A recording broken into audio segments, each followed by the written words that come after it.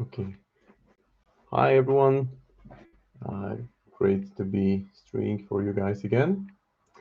And I'm finishing the obliteration keyword this time. So my final go at this crew. So I've already painted the minions, the Ionus.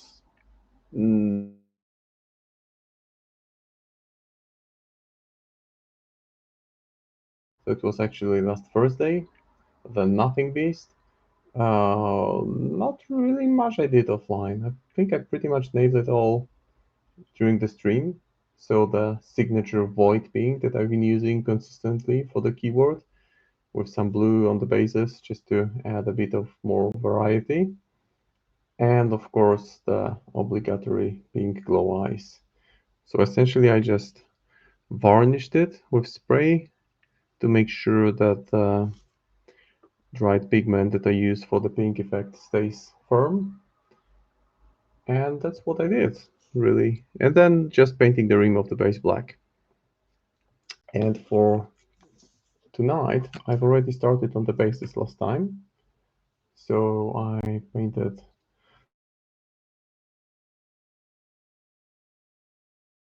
dry brushing.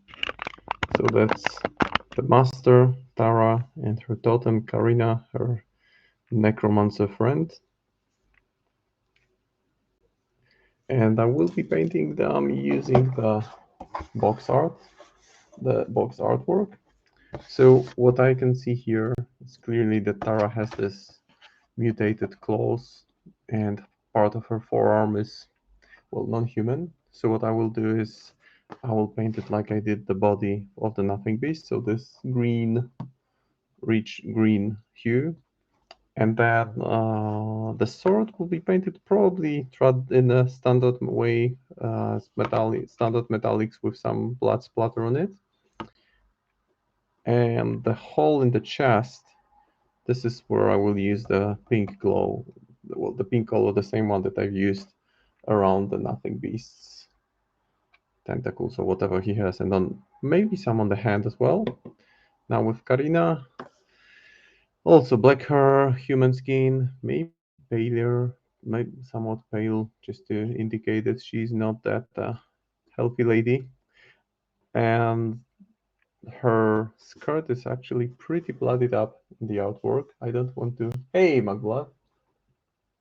And hey, Spyridine. Doing pretty well, thank you.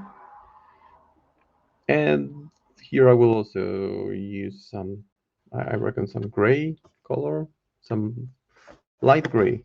And the pink will come on the spell, on the glow effect, so I'll paint the inside of her palm with pink, like I did for other void effects. So that's the plan for the stream.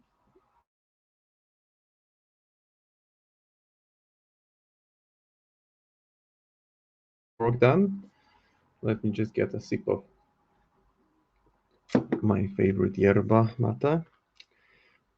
And I can get started. I wonder which one to begin with. Maybe I will begin with both. Porque no las dos. See? So I will start with painting both of them, and I will start with the skin and faces. Because when painting, especially when painting human characters, I think that face is typically the main focal point, and that's the one that you want to really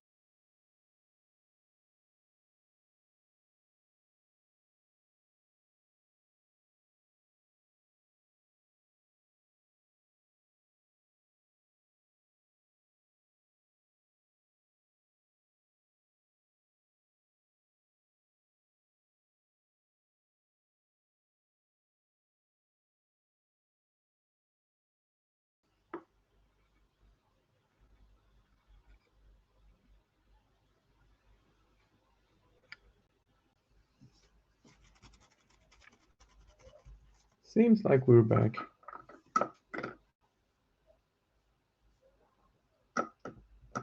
Yeah, thank you for your invaluable help, Kimberly, as always. On point to deal with unexpected world activity. Maybe a little bit overbrush on the face of Tara. And I can start applying the skin glaze. Now I'm just looking if she is holding some kind of material on her left forearm, so just the hand using the skin tone, which will be the standard, my go-to color, which is Gallimon Flesh. Really decent color. Yeah, the stream is alive. Nothing can stop us.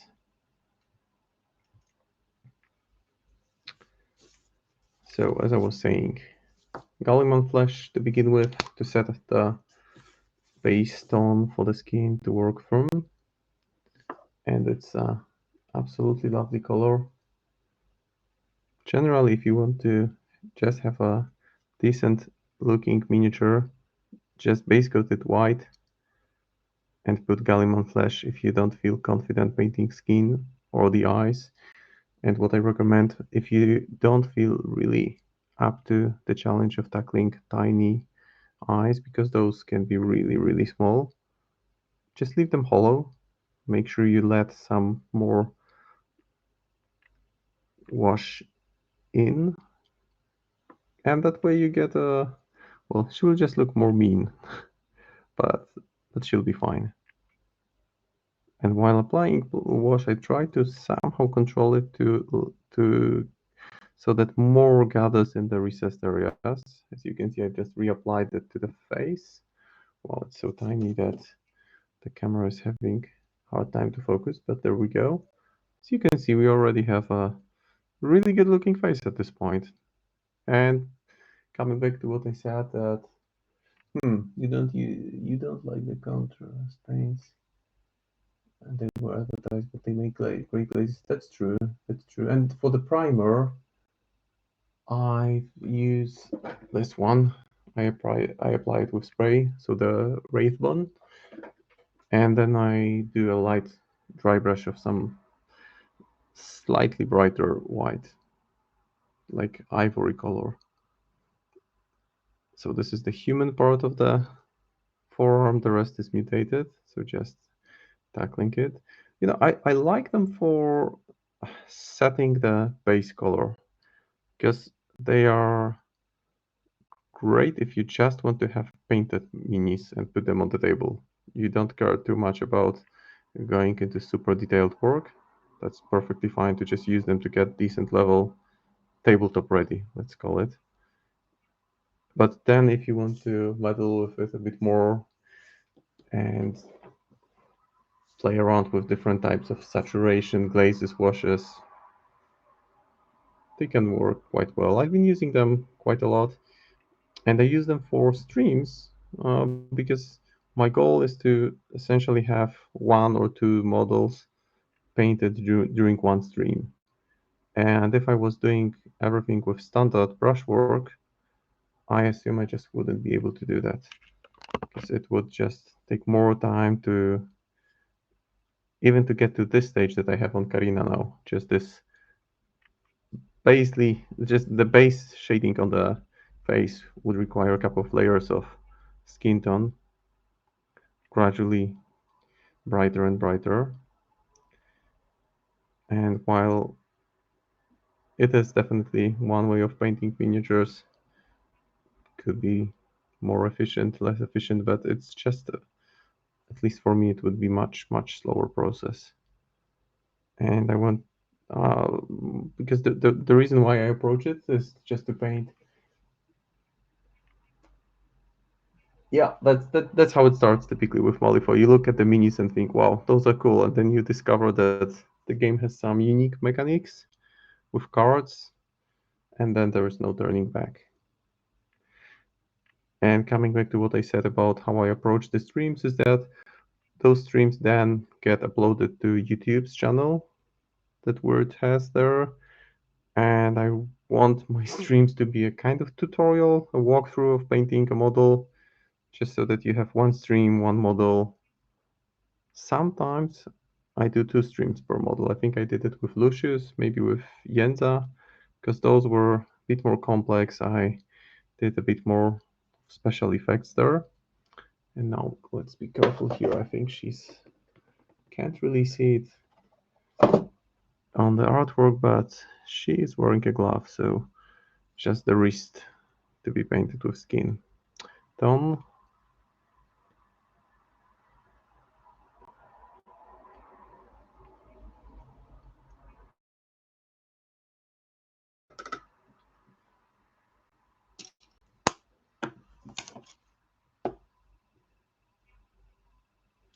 Yeah, it takes short time before the miniatures get from your works from your paint station to your life, really. That's what happens. Because Malifaux can be highly addictive. Now I'll just mix this bright skin tone with Gallimon Flesh for the first highlight. Oh, Waldo's being mischievous. Maybe it's the bandwidth issue on my side. I don't know if that could be the case. I have a pretty decent Wi-Fi and typically get good quality. There are some off days where it gets a bit lower. Maybe it's one of those days. It seems like we're back. Seems like things are working. Maybe a lot of people are streaming because Polish football team, so soccer team for the aficionados in the US, they are playing like the biggest game of the year in the final qualifying World Cup round. They are facing Sweden. And to be honest, I don't really care that much about football. So not watching the game, but maybe a lot of people are streaming it and just maybe put some pressure on the bandwidth that normally would be running top notch. Yeah, it's very true. It's not a cheap hobby. It's highly addictive. And one of the good things about word miniatures is that the entry fee, if you will, so the initial cost that you need to cover when you enter the system are not that high, because essentially you get a starter box, you get a few miniatures. So I would say easily within $100 you can get enough miniatures to build them and play them competitively even. Well, with some, obviously you would need more, like summoners who bring models during the game. So you may need a couple more boxes there, but in general terms, it's rather rather easy to begin and not that expensive. That's very true. I have the same. I have almost full Bloodborne Kickstarter from a couple of years ago. I believe it's from 3 years ago. And I painted most of the core box. I never even unpacked it fully because I have a couple of those boxes in my wardrobe and it's just lying there gathering dust, waiting for the right time.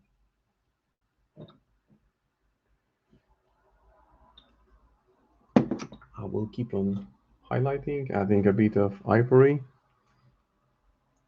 to the mix. Deep sea monster. Yeah, yeah, it's enough to get started. You can you can get some quality games with that. And I think that also the good thing about those boxes is that the mechanics are not that complex because it's essentially the kind of crew that moves very fast, hits very fast, dies fast as well if exposed to concentrated fire. But it's not that complex to use. You don't need to weigh in all the decisions that you take on turn 1. For example, you just concentrate, move up, concentrate, move up, and so on. So now the skin is becoming visibly brighter. Just making sure that the upper lip is highlighted. That's what I meant. You want to be careful with highlighting upper lip because it's too easy to make it look like mustache, which in case of lady, it's probably not what you're looking for. So that's why I do those pre-strokes that I'm targeting. So I'm just getting the feel of the speed and the impact that the paint will leave on the surface, and just move closer. Kind of controlling the process.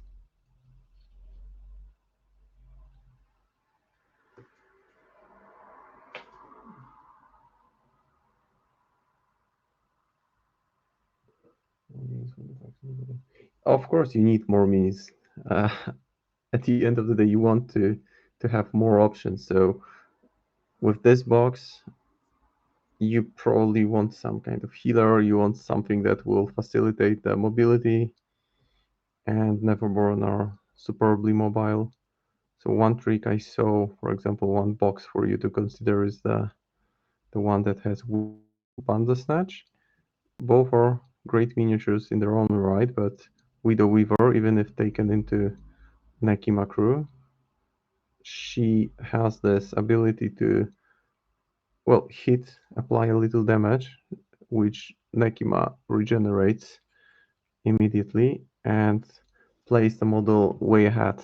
So if you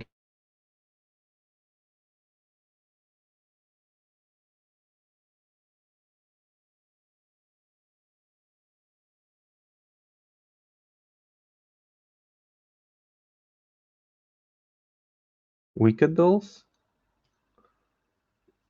those are the tiny scheme runners. They're quite good. They have stealth, so they can't be targeted from further than 6 inches away. And I've seen people using them in Nekima crew. Obviously, there's Hyridin, but maybe he will get some kind of special edition miniature as well. Who's the henchman for Nekima, and he's also a big damage dealer, mobile damage dealer.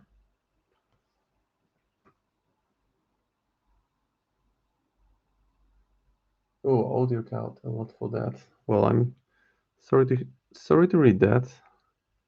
I don't know why we are experiencing some. Hopefully, it will get better as we continue with the stream. But generally, the general advice for Nekima is to probably you want to activate Nekima last, and make sure that this is the highly impactful activation, that she really gets to the place where she can deal a lot of damage turn 1. So just a bit of setup. Ideally use another model to move her, not to waste her activation just on moving.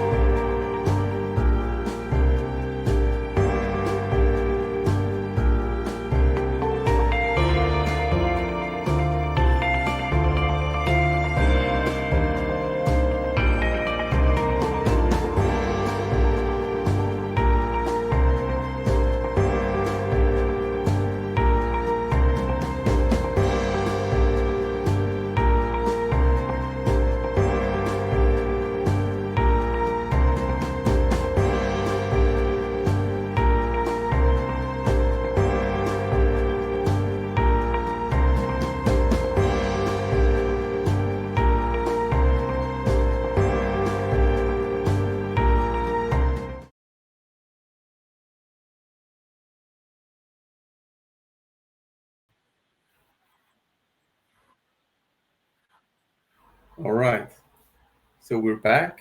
Hopefully that's enough of Waldo's activity. I I would blame it definitely on Waldo, and probably he's just getting excited about his weekly spotlight tomorrow. Maybe has some exciting things up his sleeve and just cannot wait and is battling for attention. That's my interpretation. Yeah, thanks for checking in. And yeah, and thanks for brave intervention with caging Boulder. Let's hope he stays locked in for a while. Now for the final part of painting the skin, I will just use actually military green color. This is the wash. I will mix it with a little bit of Rhineland flesh shade.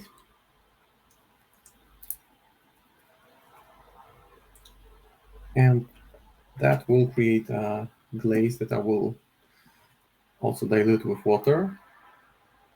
And I will apply it over the skin just to add this kind of filter. I would say the aging filter, the aging filter. So I'm just testing it on the piece of paper. This is, the opacity is really high and it will smooth out all the highlights that I've put in.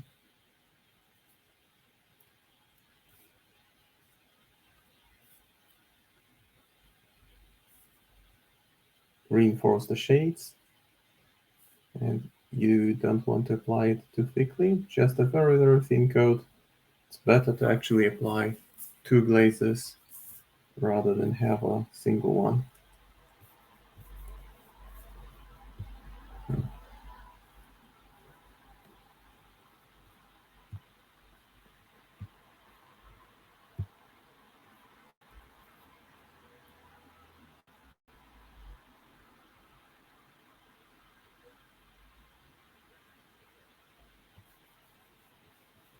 I've switched to different Wi-Fi. Maybe that will speed things up. Let's hope so. And this is just the kind of filtering that you can use to add. Well, I like to think what kind of skin tone I want, whether it's a healthy, unhealthy skin tone, what are the natural surroundings. And since this is like a desolate wasteland, I'm thinking that some aging factor would look pretty good. So hopefully, yeah. Hi there, McBluff. Thanks for popping by again.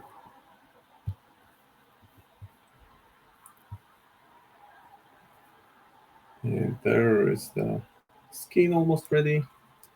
I can still add a very light highlight, maybe to the most protruding sections of the skin. I'll just get hold of ivory again, mix it with a very light touch of glaze that I've just used. Make sure that it's super bright and super thin, because with this kind of final touch, you don't want to go too heavy. And I'll just apply it to the most protruding elements like the bridge of the nose, the top of the cheekbone, just a very, very light touch.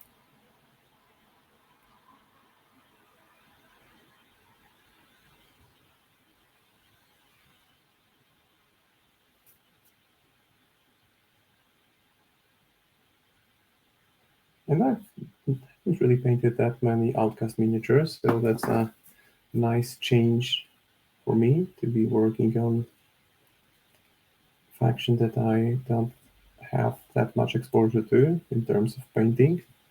Well, gaming as well. I think I've only faced Leviticus once at the beginning of 4th edition. I also got one game in last week, which was pretty cool, although the result was pretty awful because I lost terribly. I mean, I played Zoraida 2 for the second time, and I just misplayed a lot of things.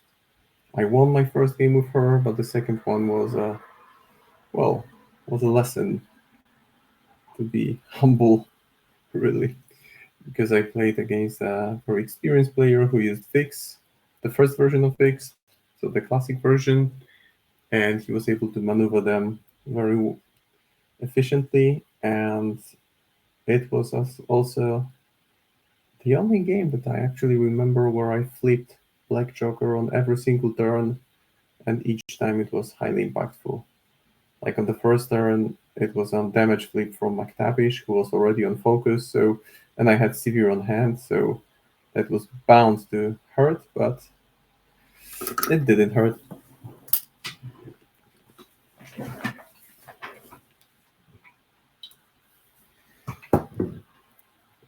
And then I left her a bit unprotected, so I paid the price for not being too careful.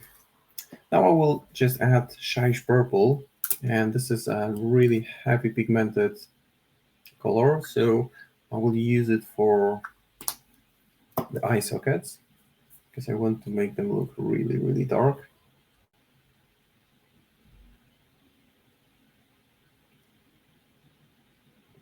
Just to have some kind of makeup-like feel going on. And as always, since I'm right-handed, painting the left eye seems to be easier for me if I move the miniature upside down.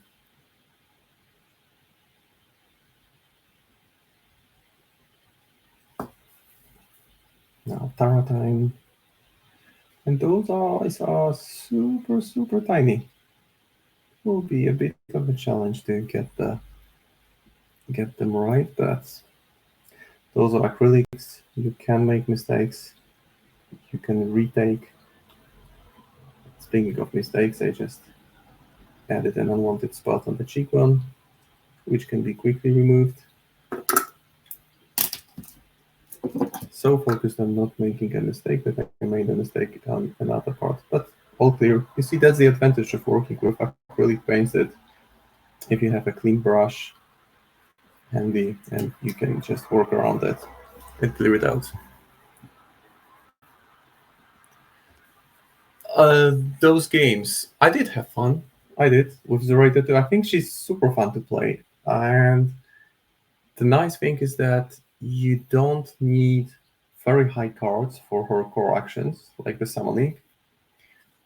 You just need the right suits, and she has this ability to pull off easily to remove a scheme marker and draw 2 cards, so you can refill your hand. And she has this nasty, nasty trigger where she can decide which model gets activated next for the opponent. And that can really ruin a very good setup. And also, she makes her crew incredibly mobile. And I mean, Zoraida 1, her crew is super mobile. I think this one is even more. And that's thanks to the fact that she can essentially, she has an obey without line of sight. So for games which are scheme heavy, this is amazing because you can have 2 of your Swamp Fiends on the other side of the board, which can be achieved turn 1 because she has ways of making her models move. And then she has this ability that she can discard up to 2 cards, and 2 other models with the same keyword. So the Swamp Fiend keyword can do the same action. So it can be an interact, it can be a move, it can be an attack action, it can be charge. But the possibilities are just amazing because you can have, for example, your mobile scheme runner like a Silurite on the other side of the board, just standing by, symbol of authority.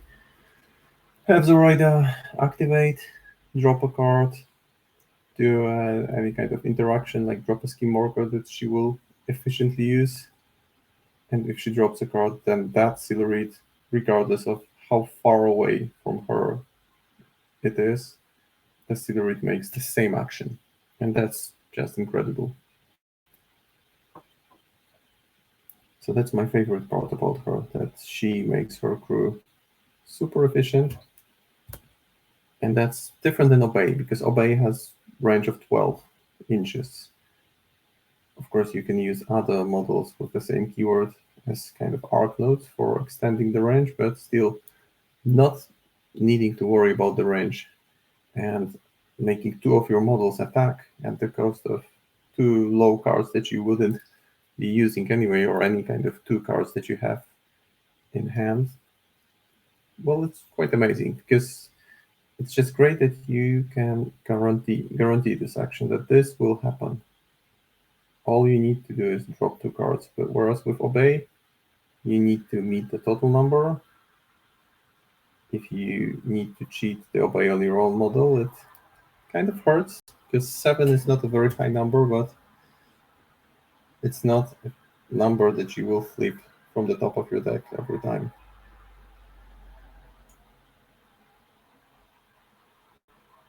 Just very, very lightly tweaking the eyes.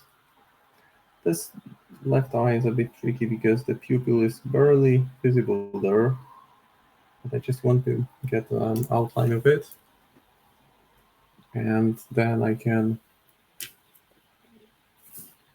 apply the pink floor color.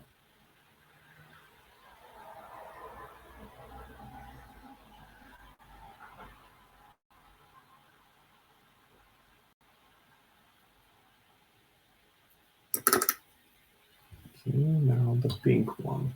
That's the green stuff word floor color that I'll be using. And what I'm going to do is literally drown the whole part with it. And the white will get a hint of pink, and it will remain a very bright pink, or almost white. So that's a fast and efficient way of painting glowy eyes. The same for Tara. So just applying the pink over the area that I pre-shaded.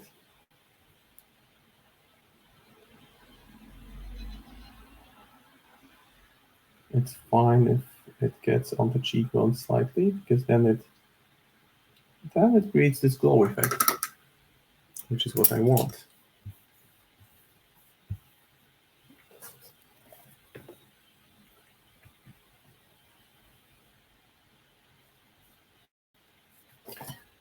Now I can do the hair, and I'm in a quite comfortable situation because both ladies have dark black hair, which will make it easier since I will use the same color. I will use Black Templar, which works super well on the base coat, as it creates this natural highlight and nice transition from black to bright on the hair strands, which are closer to the top. I'll just grab a slightly bigger brush that holds a bit more paint, like this one here. And I will start with Tara. I'll paint her eyebrows as well.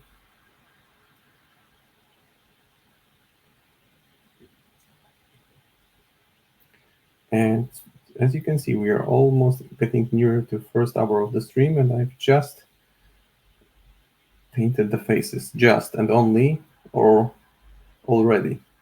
I would say that I've already painted, because those are the most time-consuming elements, the elements that you want to get right, because those are the key focal points of humanoid, or pretty much any miniature. You look at the face first. That's what, and upon closer inspection, that's what you appreciate the most about miniature, typically. So moving it a little bit upside down to make sure I get to all the areas which are a bit harder to access.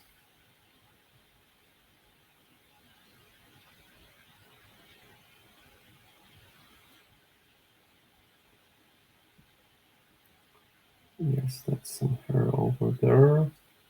Just want to make sure that this is all black.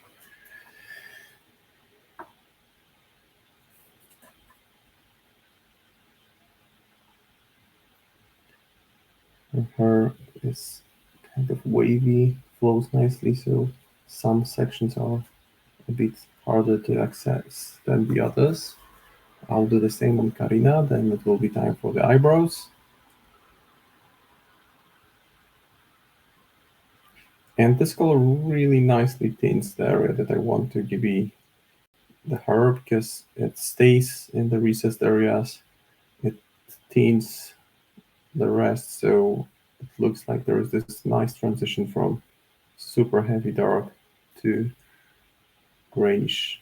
I will also then follow up with a light overbrush and maybe a purple glaze to give the hair a bit more complex look, so that they don't like to look black and white, that there is some more color variety going there.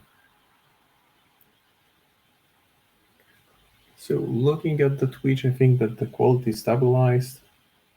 So sorry for the initial issues, but well, it's Tuesday, tomorrow is Wednesday. Waldo is already excited about his big reveal for tomorrow. And that's probably the reason. And besides, it's always easy to put the blame on him because he doesn't talk back. I mean, he shrieks back, but it's not like a reasonable argument that you can have with him. So quite convenient to always have the scapegoat for any kind of misfortunes going on.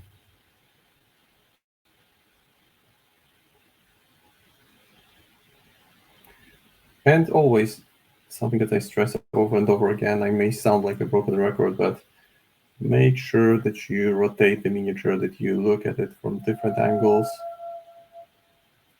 That way you ensure that you don't miss any spots that require some attention, like the hair strands on the forehead here. There was some white base coat showing through. Now time for the eyebrows. Yeah, but speaking back about Zoraida, to super fun master to play. Not sure if she's stronger, because, well, I felt that with playing Zoraida 1, I kind of fell into the rut of hiring, give or take, the same models. And titled master, because Zoraida is the only titled master that I've played. I've played against some titled masters, but I can only speak about Zoraida and my experience with her.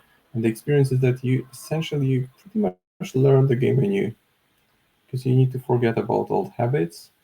Everything works slightly differently, and it feels exciting. It feels like you're having a new take on the game that you think you know very well. And of course, mistakes will happen.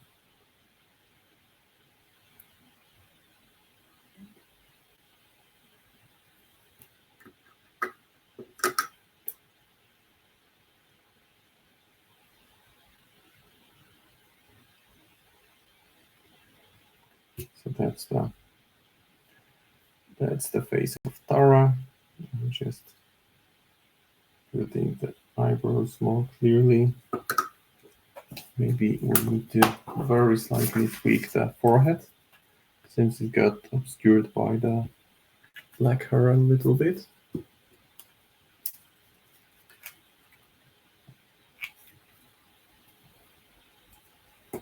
And also there is a strand of hair that is still showing through as white, so that will immediately get fixed.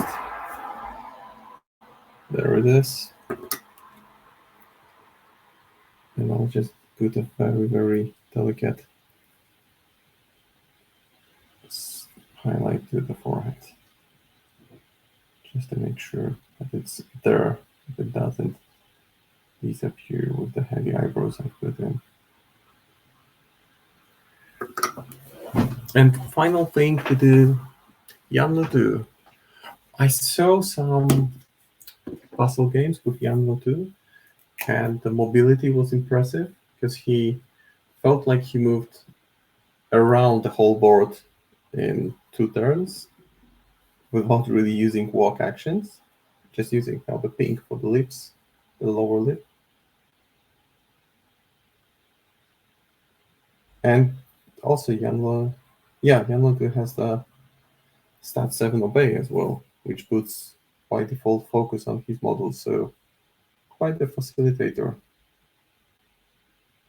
I saw him in Symbols of Authority game, and he has those nasty Ashigaru which have high reach, are not that easy to take down, so can effectively block you from scoring for a turn. And at the end of the day, that's what you want, to just block it for one turn, gain an advantage, make sure your opponent plays the catch-up game, build on that, capitalize on that, block another, and force your opponent to focus on schemes, reveal their intentions, because you can then just ensure that you limit the options for scoring points. So just a light overbrush, as I said, on her, which I think I might follow with a light glaze, or maybe that won't be necessary because I kind of like the effect that I have going now. This is only focusing on the protruding sections, not the whole section of her section.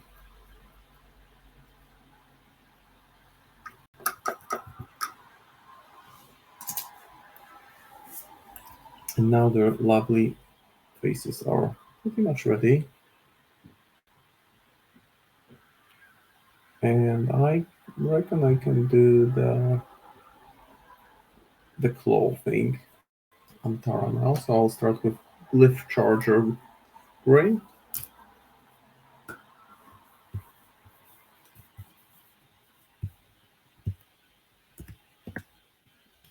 And I'll just apply it on the whole thing. So painting it in a similar way to what I used for the Void Beasts. So the Wretches, the Hunters.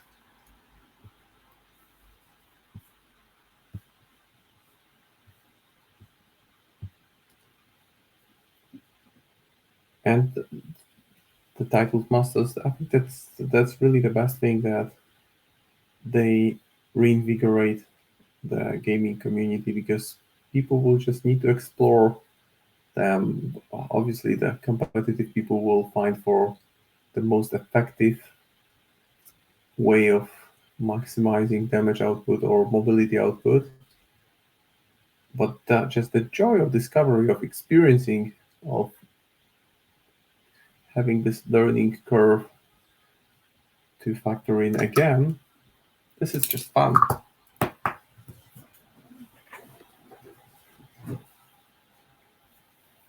So that's the start on the claw, and now I think I can go with the... She has very, very dark trousers. I'm just looking at the artwork, so maybe the... As you can see, I'm just indecisive. I will do the lovely dress on Karina. And speaking of Tara, I just read up on her background story, just to make sure I can say a few words about her without confusing you guys. So I didn't remember much about her, to be honest, so I needed to remind myself what she did there. So Glyph Charger Grey is the one that I will be using for this lovely dress, which has this classic Western aesthetics. And what actually surprised me, what I didn't remember about Tara, is that she used to be a gun for hire, an excellent gunslinger, very much dedicated on killing Neverborn, and to the point where she would undertake the tasks that Perdita, who is the go-to Neverborn killer, would not take on willingly. And she was so good that she became popular, and she eventually ended up in a situation where she entered the domain of a tyrant called Obliteration. And the name Obliteration is pretty much self-explanatory. The tyrant wants to see everything burn and die. Well, everything die, essentially. Remove it out of existence. So that kind of matched to what she enjoyed.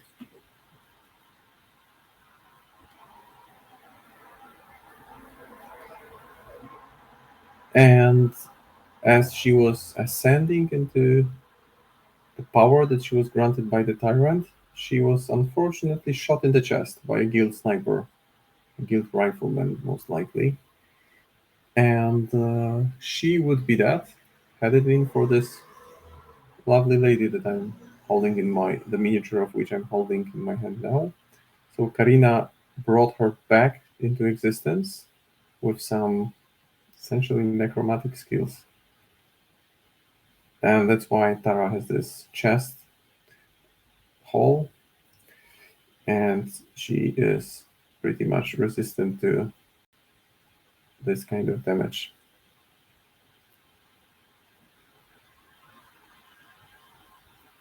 And now that Titania is back and returning into strength in Malifaux, what Tara wants is she wants her dad. And I've played against Tara only once. It was many years ago, back in the days of second edition. I mean, many years ago, about 4 years ago, I reckon. Don't remember much from that game, but if you want to learn more about playing Tara, then I can highly recommend Rage Quit Wire podcast. It's a Malifaux dedicated podcast. They've recently put quite a few episodes. One of them is about Tara and the obliteration keyword. Highly recommend it. Oh yeah, that's also true. Defective Dice is great on that.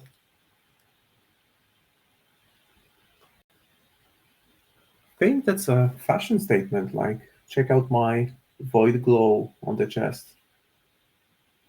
Maybe, or maybe she just hasn't changed her clothes.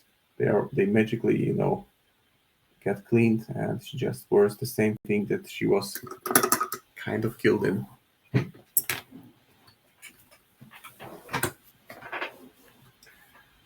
That's actually pretty close to the artwork, the color, and I'm happy about that. It's got this classic Western vibe. I like it. I like it a lot. Hey, 47th miniatures. No, she's beyond caring. She just cares about obliteration and obliterating, just removing, pinging things out of existence. I'll just grab a much darker color, go below the dress, and make sure that this surface remains much darker.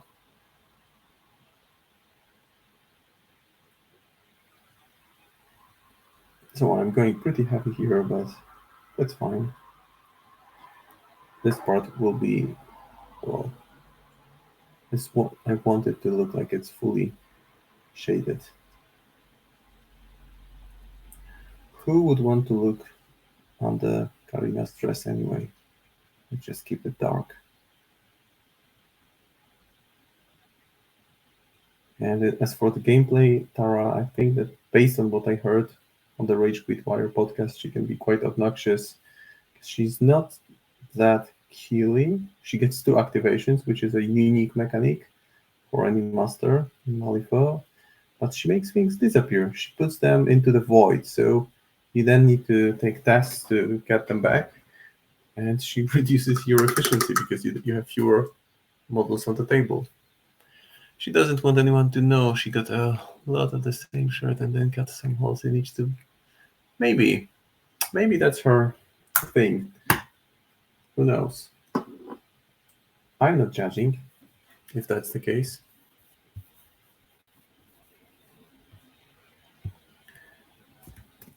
Now that the paint is drying, I will tweak the look of because I like the light gray kind of greenish color that I have here. But I will tweak it a bit further, but I first need it to dry, and while it dries, I will do the brown parts. So Tara's cloak, and maybe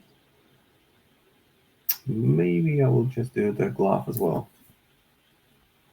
For the glove, I will go with snakebite leather.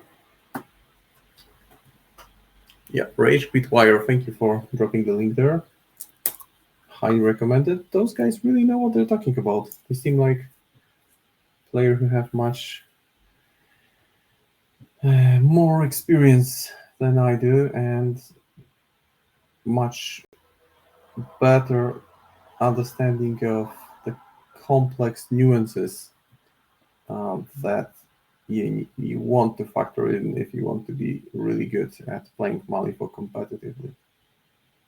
And they've been doing also this series that they've already released 2 episodes that compare classic masters to titled masters. I listened to the first one. They spoke about Bayou, Neverborn. So it was a good listen for sure. I typically listen to either while I paint or while I commute. So that's the glove with snakebite leather for now only. And they do quite good job with their. There's a lot of interaction between the hosts, so quite animated discussion sometimes, and good quality really. I've learned a lot just by listening to it. Now for the leather shoes, I will use Granta Fur.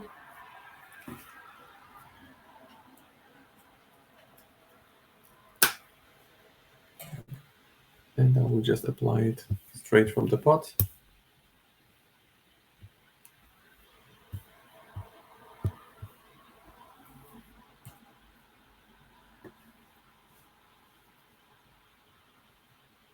And apply it directly onto her boots.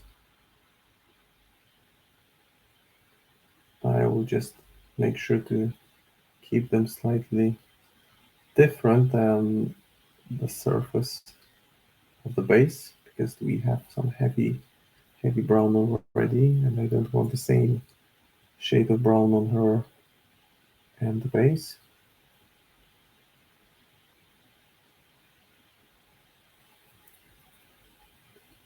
And oftentimes when I listen to those high-end tactical analysis of crews, at the back of my head I'm just trying to figure out, okay, if I face this crew, what needs to go down first? What really is who is the main facilitator or the main healer? Which is the model that keeps the others going? And it seems like with Tara, it's really hard to pinpoint that specific one. Of course, getting rid of Tara is probably always a good idea because she has 2 activations per turn, so you really limit the options.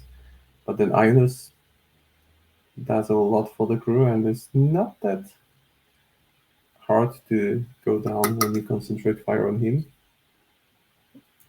So that might be one way. But then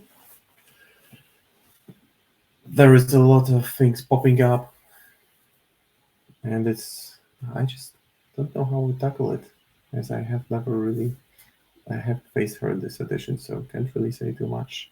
Now, using the fact that I have brown already up and running, I will do the brown cloak. So as I said, that the faces were the most time-consuming part. Now it will be all downhill from here. Nothing will take that long. I'm not too worried about hints of other colors being visible on the white surface because the Granta Fur is a really heavily pigmented color and it becomes just brown, whatever was here before. Even there was a hint of other color, then the brown is strong enough to cover it well. And it's a lovely shade. It creates this immediate impact where you have this deep, saturated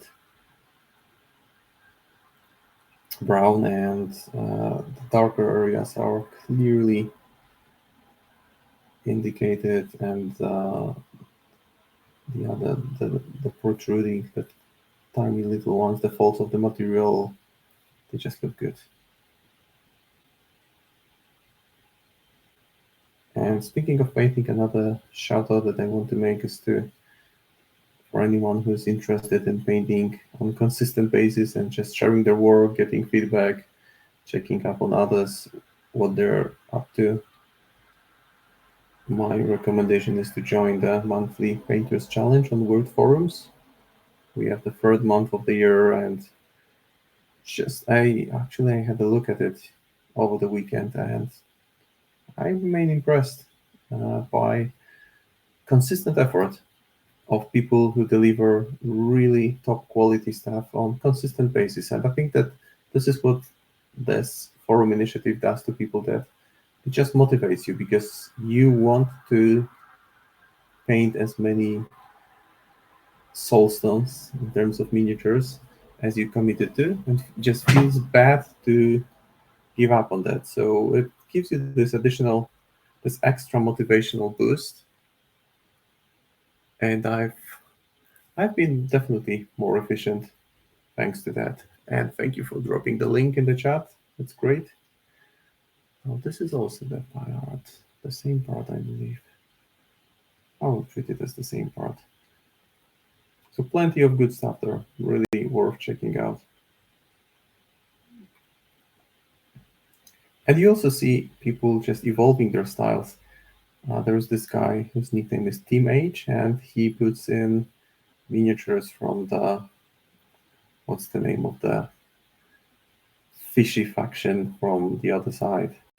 He puts a different unit every month, and each unit is different, but there is a general scheme and pattern to it. And I love seeing things like that when people create an army, because with the other side, you just paint on the whole army. That's different than painting a number of miniatures that you just want to run in your crew.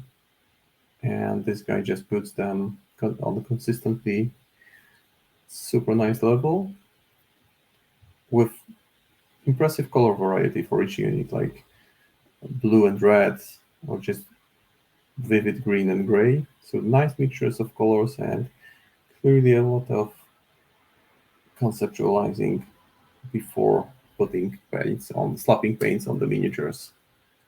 And that's one aspect of painting large quantities of miniatures that it's not really talked about much, is that it takes a lot of thinking of consciously planning the color scheme that you want to have across the whole army.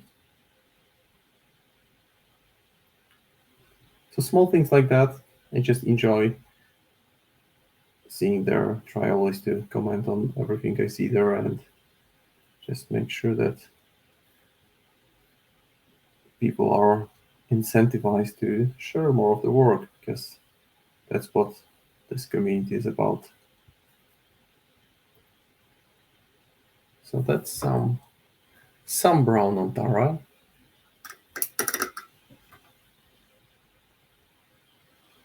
Oh, Gibbering Hordes.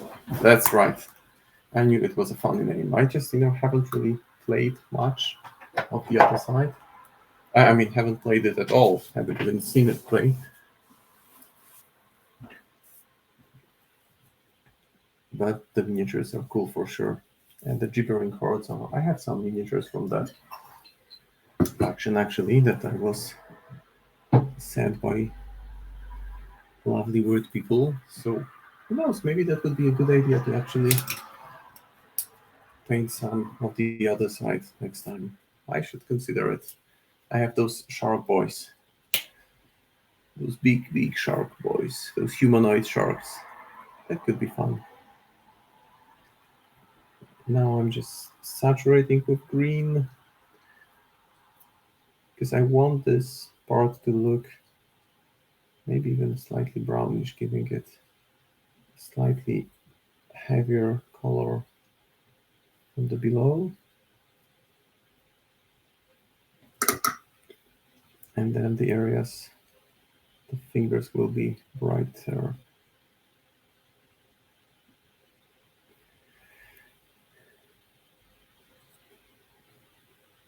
Because what I want here is to have somewhat similar organic color than what I have on the Nothing Beast and on other void creatures that I had already painted for this crew. Oh, the Yenza crew. That's that's a lovely crew. I've painted a couple of miniatures even on the stream here. So you see, that's what I mean. Just this claw will be matching more or less the color of the void creature on the nothing beast. I think that by far Yenta was my favorite to paint from that crew. I, probably I spent 2 streams painting her because she's this unique, absolutely unique concept, and I was even myself tempted to paint her, but then I thought, okay, if I paint her, I will want to play her. I struggle just finding time to play my Neverborn, and I don't want to overcommit to just and then feel bad about not getting any games in with another faction. So fortunately, a buddy of mine has asked me to paint his crew, and thought, yeah, I've been thinking about buying it just to paint it, but there was a good opportunity, too good to pass on. Now to add some variety in the shades of brown that I have here, I will go back to snakebite leather, paint the gun holster. So this one will be in a quite different shade of brown, just to make sure that there is some variety going. And Tara, I don't think she even had a gun attack. I'm just not familiar with the master in terms of gameplay. But worth noting that before becoming who or what she is now, she was a gunslinger.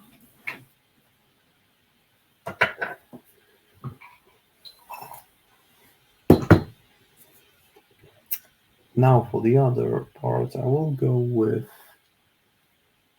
just looking at the artwork, I think black is the right color here. I will just go with Templar black, paint her the interior part of clothes really heavy black, and that way the whole, when it gets this vibrant pink effect, will stand out even more. This will be metallic, so already kind of rebasing it.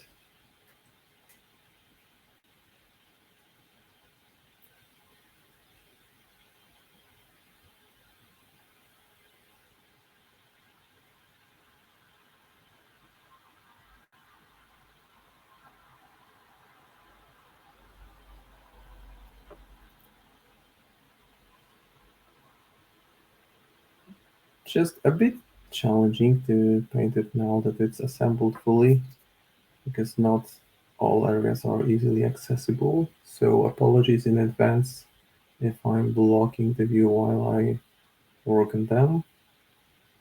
There's just so much I can do to make it visible and get the paint where I want at the same time.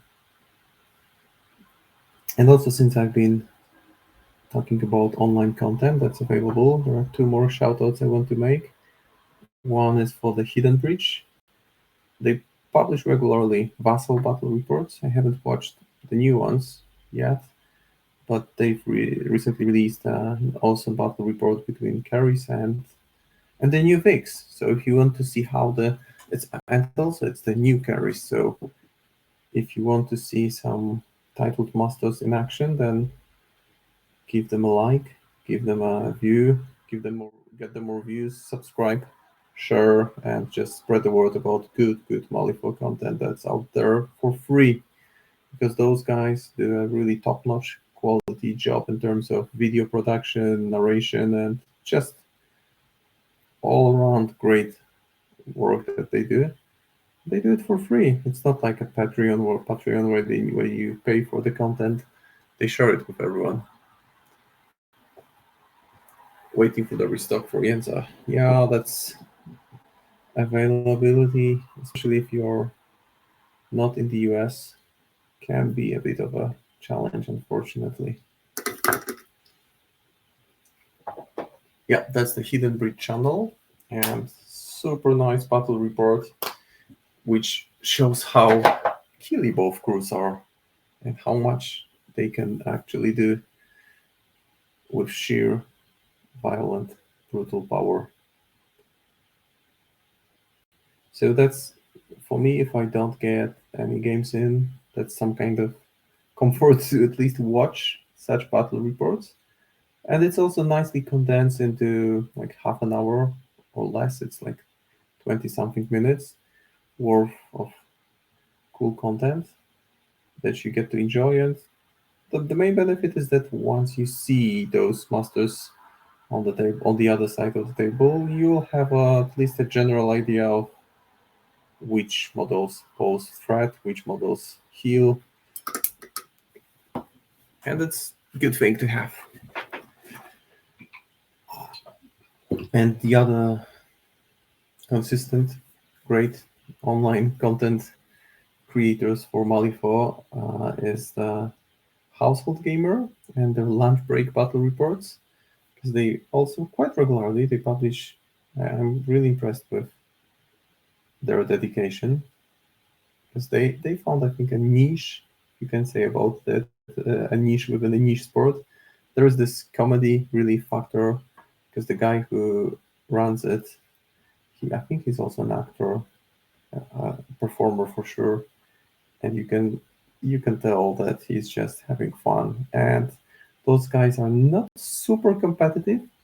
Those are probably not the kind of crews that you would see winning tournaments, but they have also lovely terrain, and the battle is also condensed into 20 something minutes.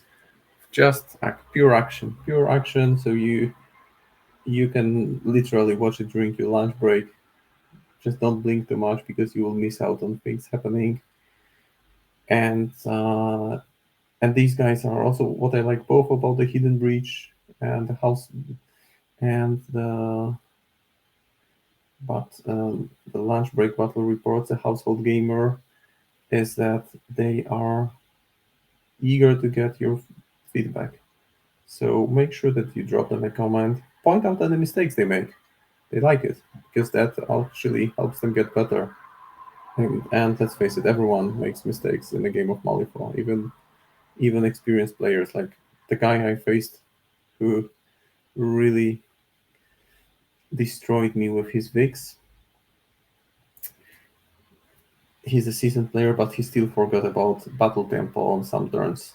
So the ability to move the mercenary models a few inches before the turn even begins.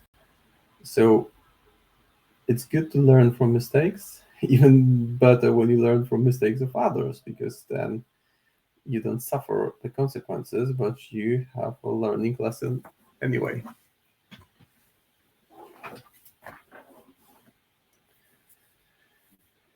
So she's getting very dark now.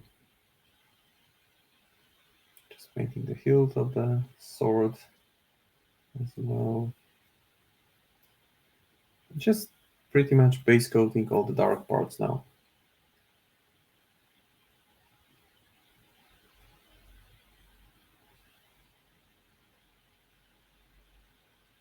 And once they are base coated, I will probably paint the clothes first, and then the metallics will be last. But at least having the color blocked allows me to just conceptualize better. I just have better ideas of where to go next, what to do next. So that's Tara right now. And that's just an hour and a little over an hour of painting. So that's why I like those contrast paints, because they can quickly give you a very good result.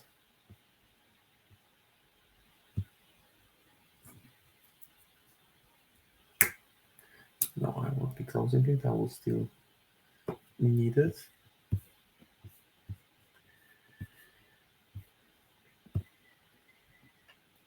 Because I want to paint Karina's gun.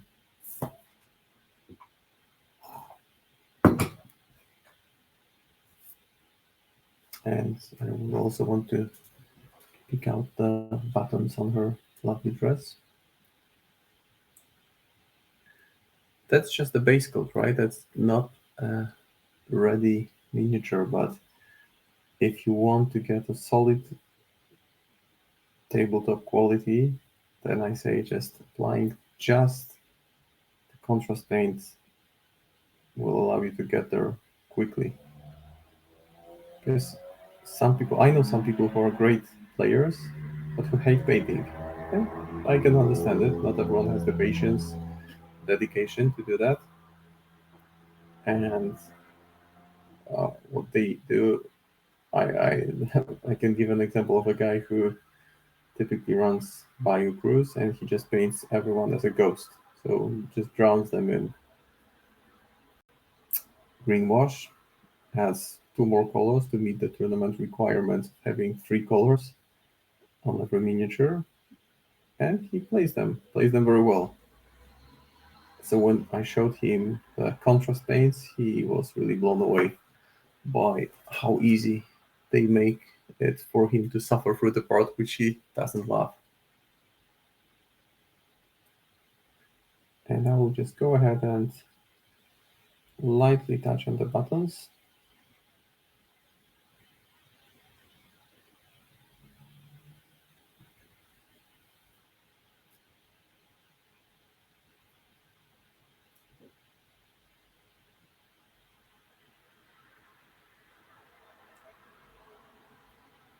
And it feels kind of nice to paint a human character for a change.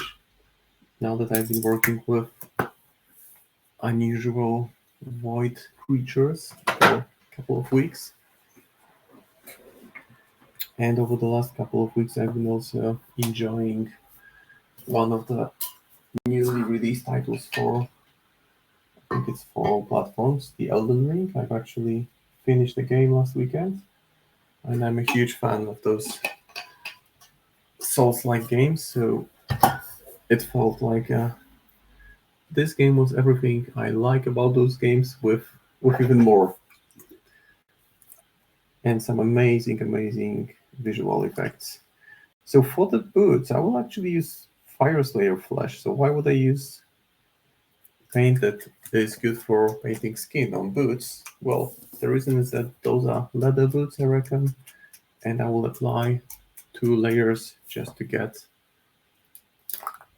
the right dark enough color.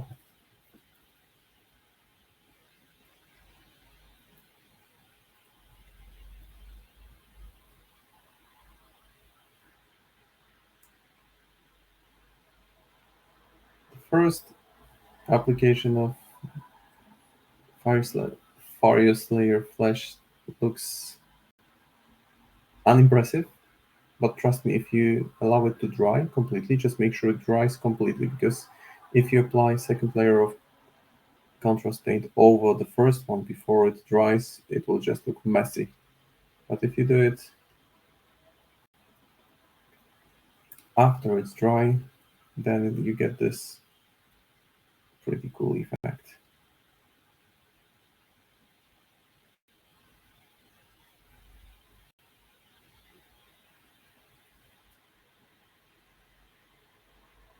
So I'm not going to speed things up, but we're getting to the halfway point of the stream for today, and it seems like I will be able to finish both of them before the within the next hour and a half, give or take.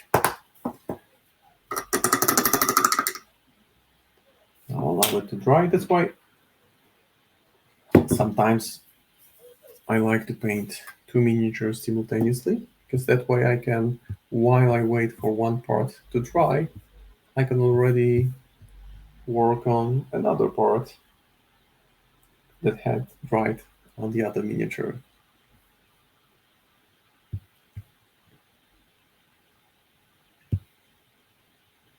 So that's the midpoint. So at this point, all the colors are locked in. The facial details are pretty much done. The bases are almost complete. They just need this nice glowy effect.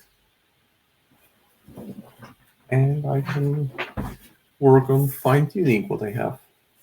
So we'll be starting with this lady, Karina.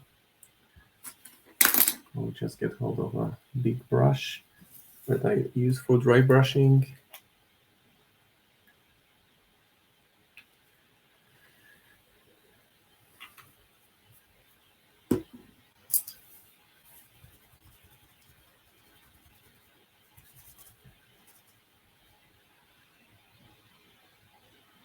And just lightly retouch the folds of the material.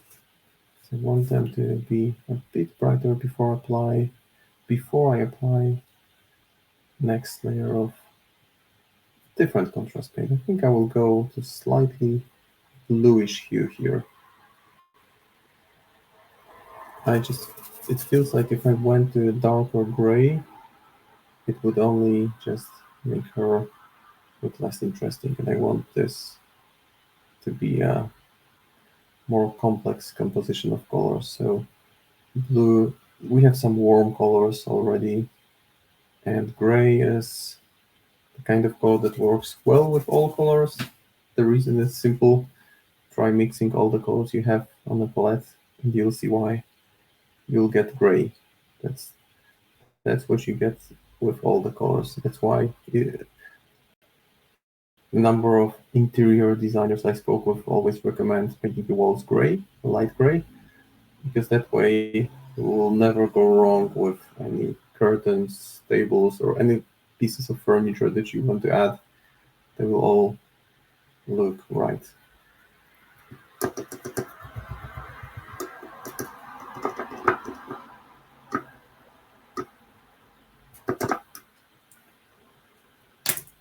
Okay, so some highlights there.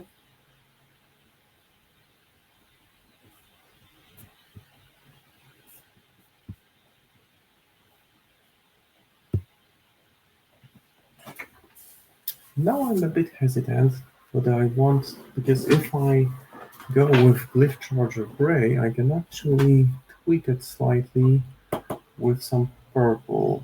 So yeah, I will go with another round of Glyph Charger Gray and apply it on the whole skirt again, just this time paying a bit more attention to keeping it darker in the recessed areas. So that's the approach here, that we are not highlighting, but rather reinforcing the shaded areas while keeping the most protruding folds brighter.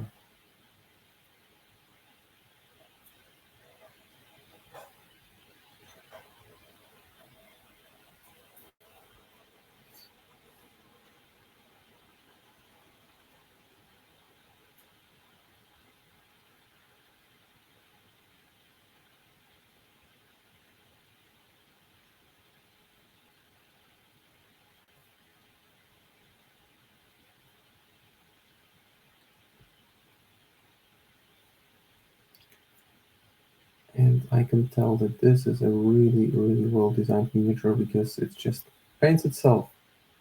The detail level is quite impressive.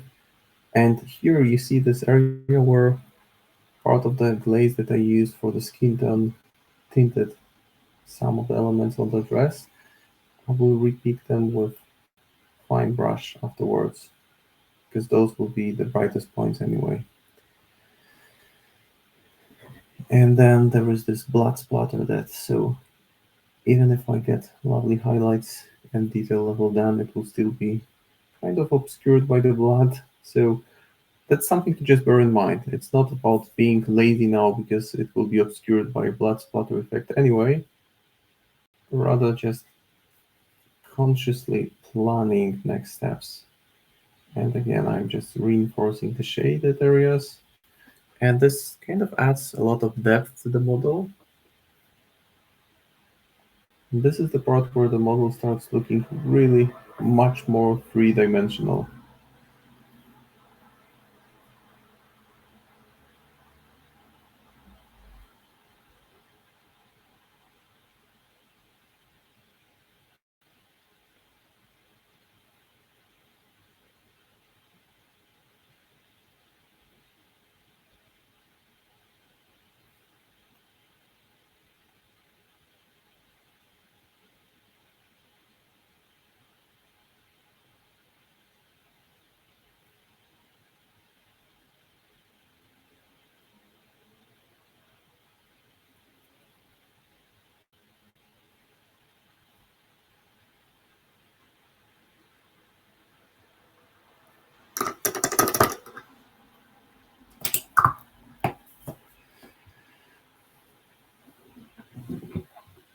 And now some fine highlights. So for fine highlights, I will just use the ivory white and mix it with the contrast paint that I've just applied. And I will apply it on the raised areas. So this is essentially white mixed with the base color, just to keep it nicely structured. And then using this kind of dotting technique just to place very light indication that this is a different piece of material and it's much brighter.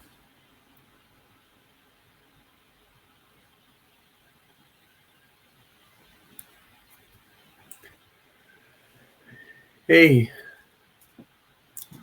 good night to you. Thanks for dropping by and staying for a while. Always great to have company and chat room activity. And lovely seeing some, well, new faces, new nicknames, people that haven't been here before. So always a pleasure.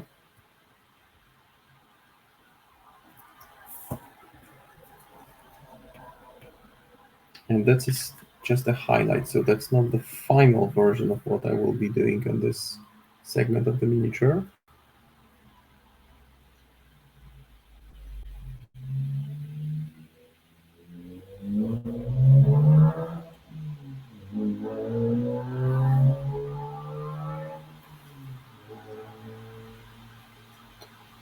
The same on the sleeve and the cuff of the sleeve.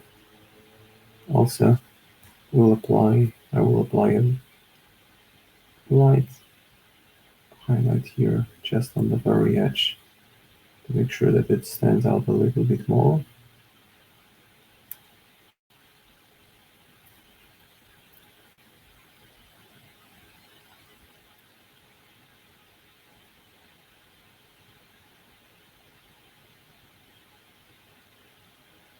Now I'm just applying pure ivory, but trying to not go all the way in and just paint closer to the edge of this section of material.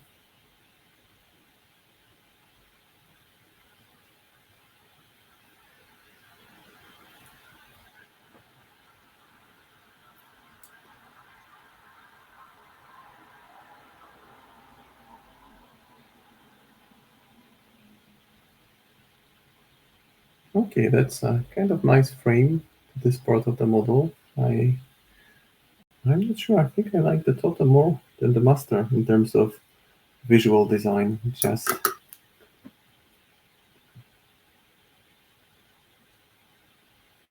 seems there's more character to her. At least that's how I feel about her. And as for the lovely bow-tie that we have here, I think I might actually go with, you know what, I will go, let's go crazy, as Bob Ross, as late Bob Ross would say. I'll first highlight it, and then I will do something funny to it. So I'll first use a thin down highlight, just to prepare it for what I have in mind, because I want it to look lovely and cute and pink. Because why not? There will be pink glow to her, pink special effect, so why don't we have another point of visual interest.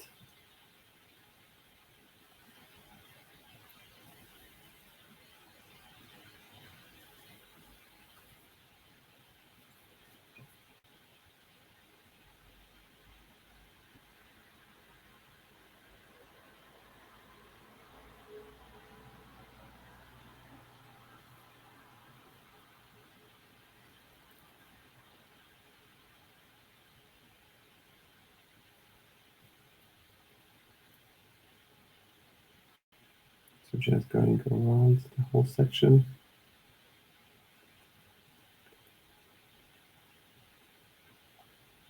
And fun fact, the link that you have to YouTube, to the Hidden Breed channel, you will actually see those miniatures on the Hidden Breed channel.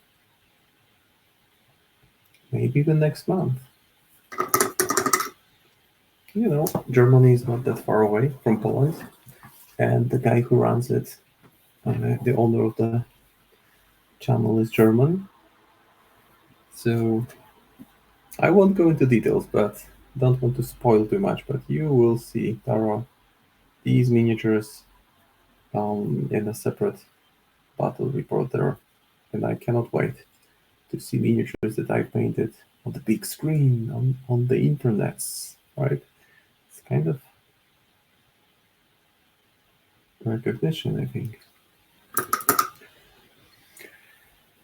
Maybe a little bit more highlight just to prepare it for the crazy pink, that the magenta color that I will be applying.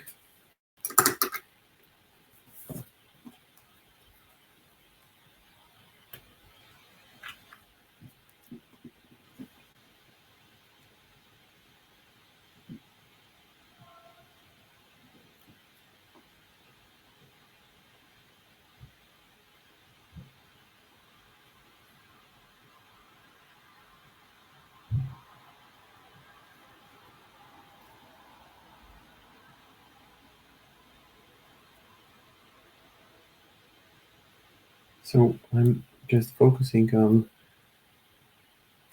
extending the range of bright shade to the folds that will be closer to the surface. I mean, the more protruding ones, just because when I apply a magenta glaze, it will settle in over the surfaces to look brighter on those that are bright now, and much darker in the recessed areas.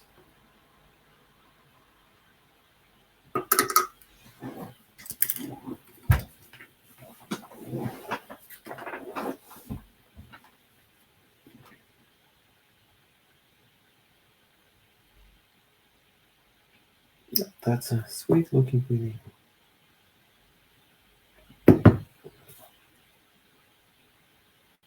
Okay, so now maybe time to move back to Tara, our lovely leader of the crew. Get a little bit of highlight going on the claw. And as you can see, just the lightest of dry brushes brings out the details so nicely. What you don't want to do, you don't want to overdo it. So I'm just applying it a couple of times to the areas which would be most impacted by light.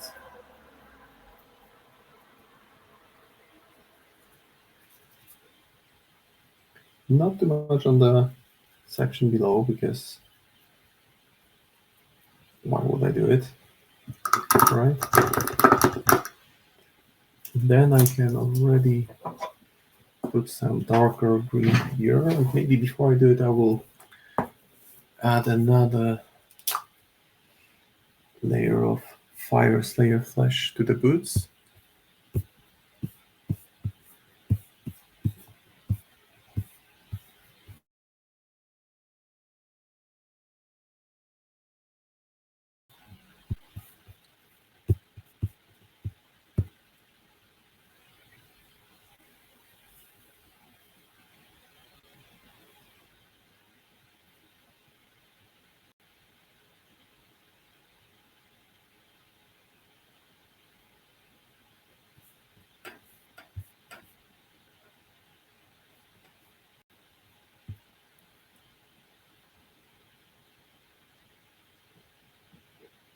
And the magenta that I will use on Karina in a second, I will show it to you on another model that I'm currently working on, how impactful that is, because I'm painting all the puppets for Zoraida 2, and while working on the Korean effigy, I thought I would use this more vibrant color.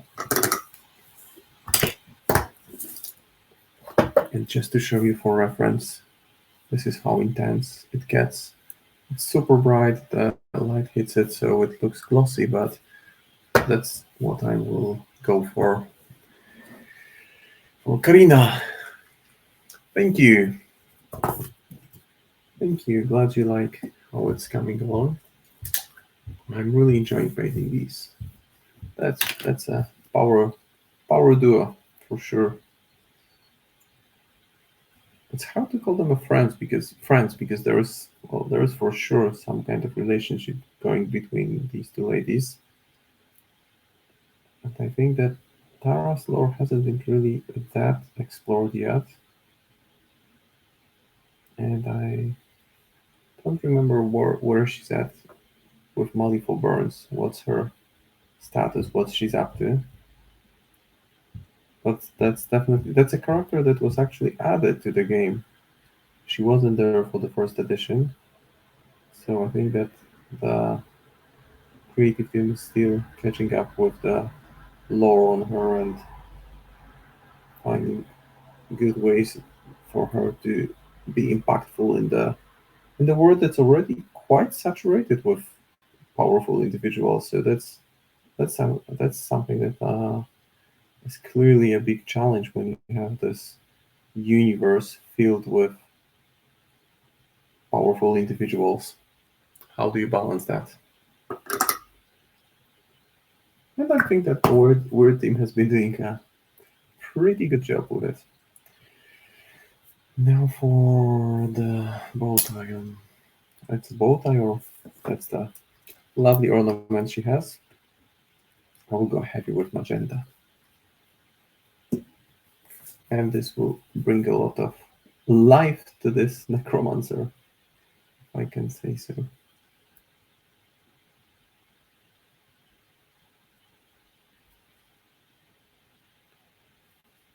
Just applying it directly.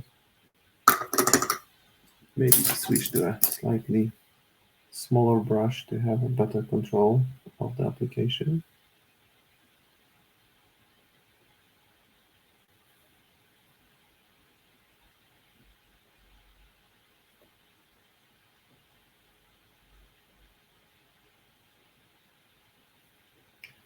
If I don't find it saturated enough, I can always go with another layer of magenta, but see that it's what I meant, that the white really shines through and the recessed areas, they remain slightly darker.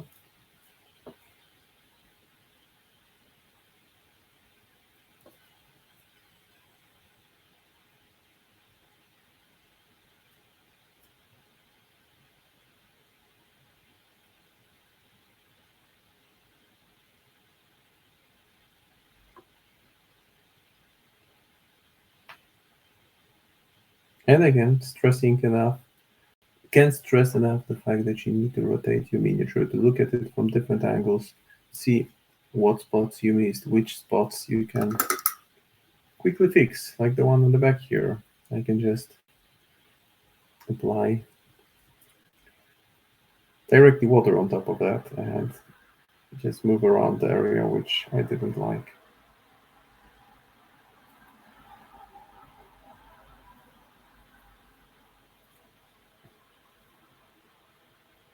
Yeah, and that's a nice point of visual interest here.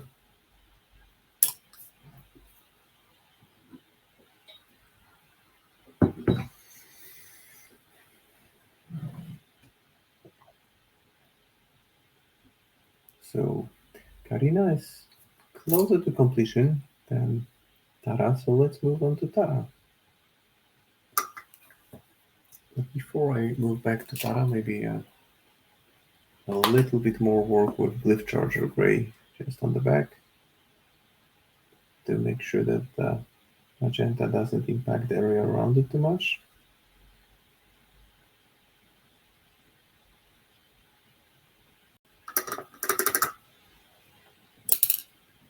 Okie dokie.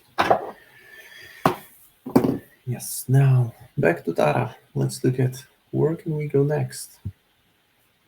Couple things that can be done here.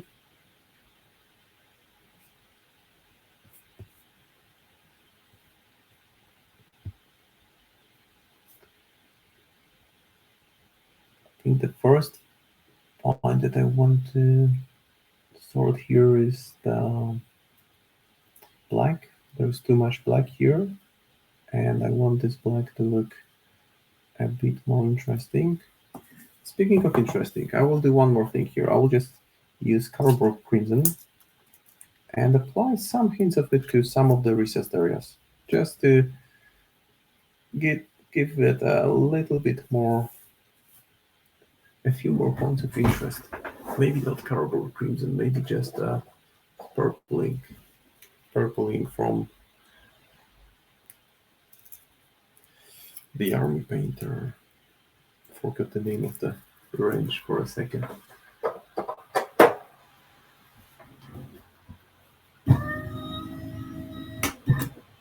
Let me just bring up the table a little bit because I want to have good lighting now. And I will be applying it to some of the recessed areas just to further boost the shaded areas and giving them a hint of a different color. Because it was all glyph charger gray. I think it just will bring a bit more of complexity to the and add a bit more dynamism.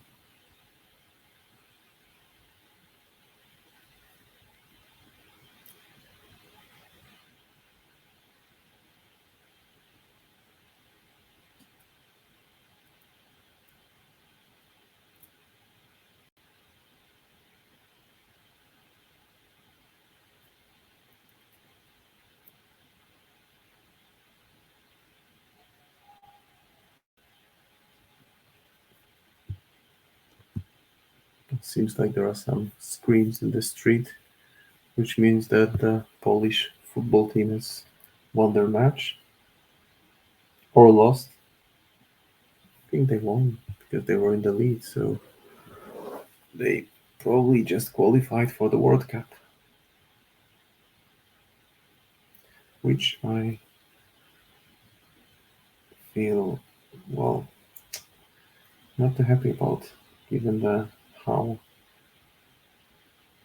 the constructing of the stadiums works in Qatar. It's just some awful shady business. But let's talk about pleasant things and happy. So now the Karina's dress is getting richer look, just a richer, deeper look when I apply dark purple glaze into the recessed areas. And I will still give it a very, very light overbrush on the folds of the material just to bring them out a little bit more.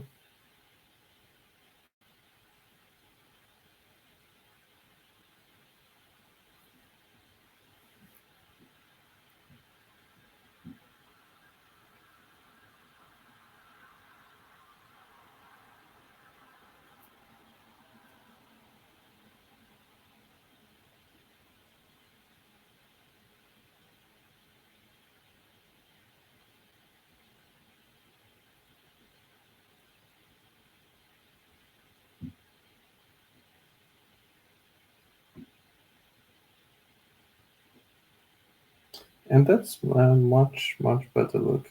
Just compare it to the front side, where you have where I have different shades of purple going, to the side where there is no purple, and you can immediately see that this side looks somewhat bland. I mean, it looks okayish, but giving this extra boost of purple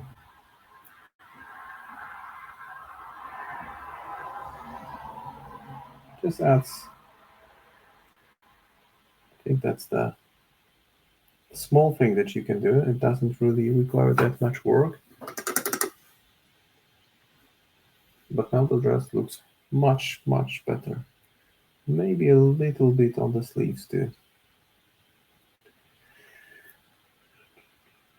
I will need to make a video of them because that's what I've been doing for all the crews that I have completed. Just making a video with some kind of theme song. For example, Sweet Dreams by cover by Marilyn Manson and Dreamer Crew, Voodoo by Godsmack for the Swamp Things, and I have an idea here. Something to do with time.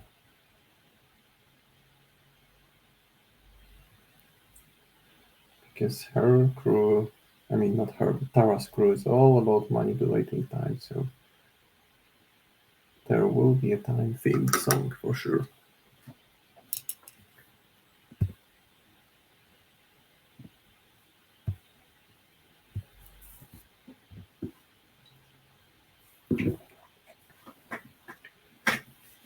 Now back to the main lady.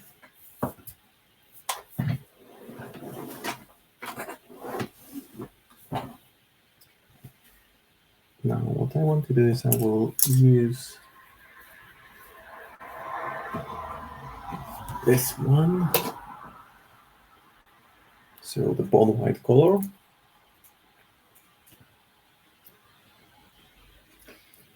and give Tara this time a bit of an overbrush, and I'm using bone white instead of ivory white, because you should be able to see the difference, that the bone white is a bit more brownish. Well, it's like a bright khaki color, and this one is almost pure white.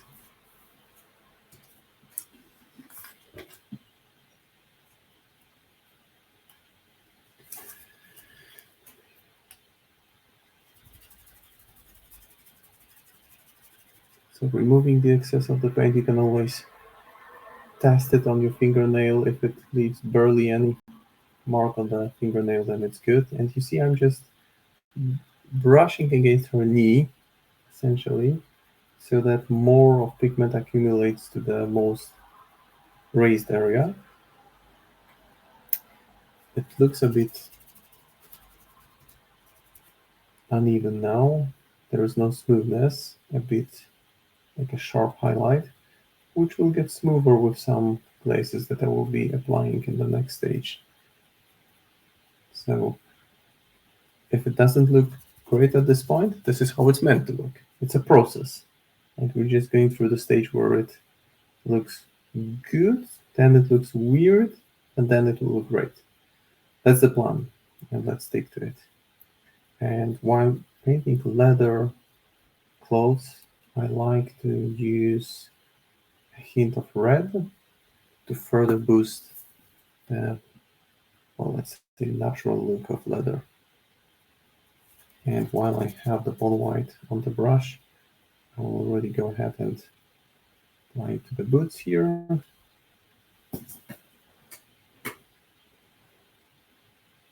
Maybe also to the, for sure, the Tara's left sleeve, the sword wielding sleeve.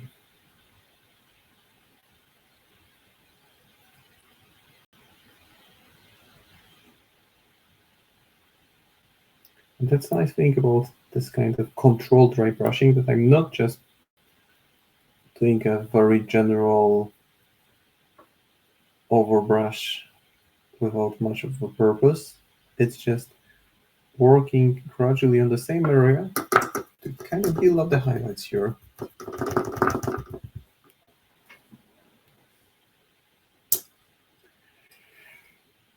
Now for the trousers, I will use a bit more of a complex highlighting here. I mean washing. I will use blue tone mixed with black. So having this kind of dark denim look is what I'm after. I'm just looking at where I placed my black ink. Can't find it, but I know it was around. It's hiding for me.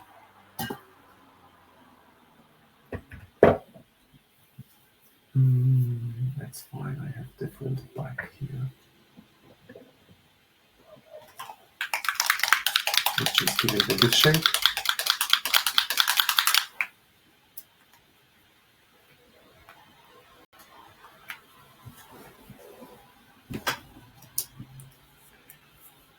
And a brush that allows me some control. Let's test. Yeah, that's a such dark shade of blue that I need here. It's almost black, but it's still visibly blue, and it will nicely interact with this rough highlight that I've done with dry brushing, because that is kind of the fabric of any kind of jeans that you wear looks like. It looks a bit rough. It doesn't look even. So that's literally 5 minutes to get solid looking denim-like material effect.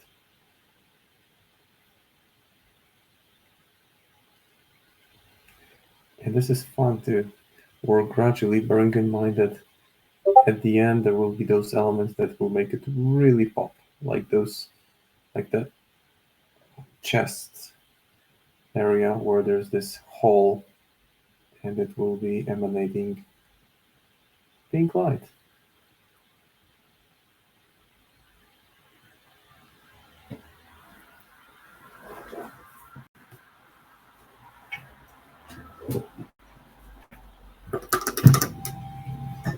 Maybe let's do some work on the brown. I'll grab maybe a mid brown and red. But starting with mid brown,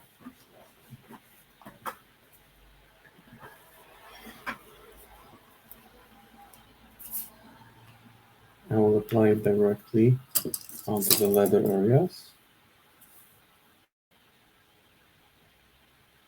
And mid brown has this slight hint of red, which I will further boost with red glaze shortly.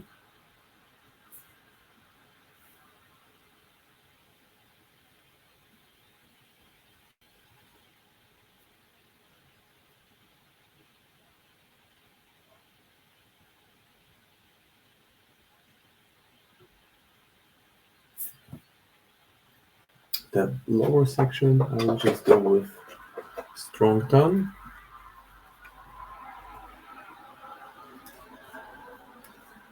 Looks like the tip of the paint just got a bit clogged, so let me fix that real quick. Or it got dry altogether. Yeah, I think this one is ruined. So I'll just grab a different one. I'll just go with swamp brown. No, I'll just go with walnut brown from Green Stuff World.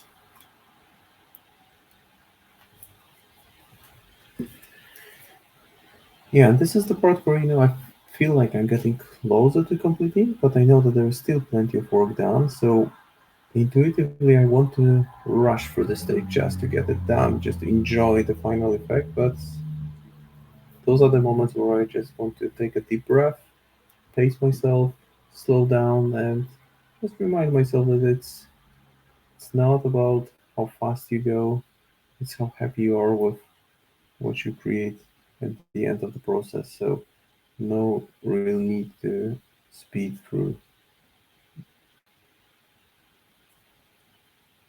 Just take your time, and if you get to the point where you feel like you're not enjoying it, just take a break.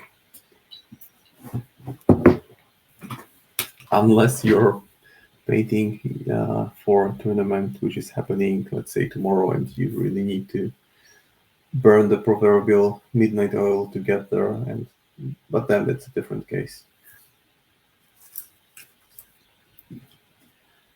Here I may actually go with one more glaze of blue.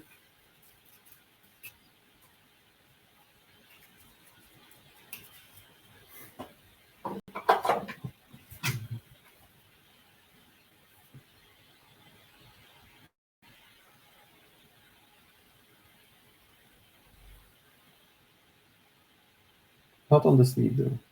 Here I want to reinforce the hint of blue.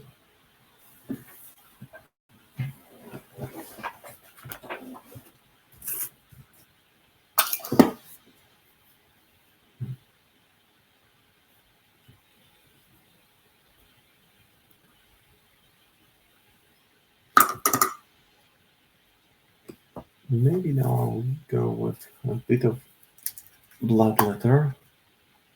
That's a citadel glaze. So it's the consistency is it's like a thinned down glaze to begin with. See, it's not that strong. It looks even pinkish when I apply it. So maybe give it a better shake.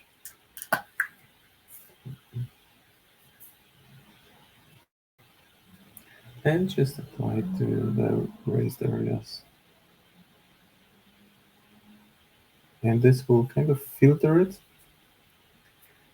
make it look as if there were different hues to the material, maybe different sources of lighting.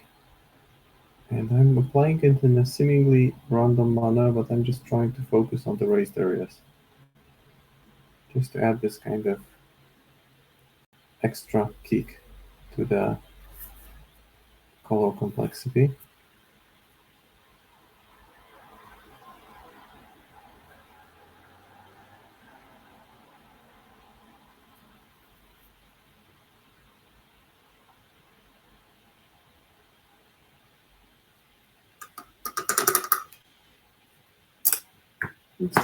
It's looking pretty rich, pretty diversified. It's not like one shade of brown that I have going here.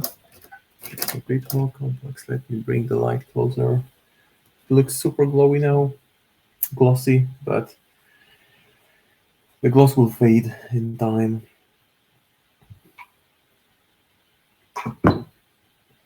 So heading into the further world of the stream, I can further do those little tweaks to details.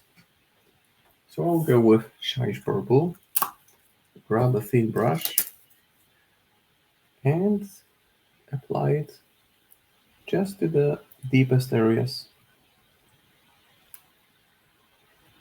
And it makes sense to hold the miniature that way because you will see where the shades are clearly. So I'm not highlighting it, it's about just reinforcing the shades. Because that's just a different way of adding depth to the models that you have.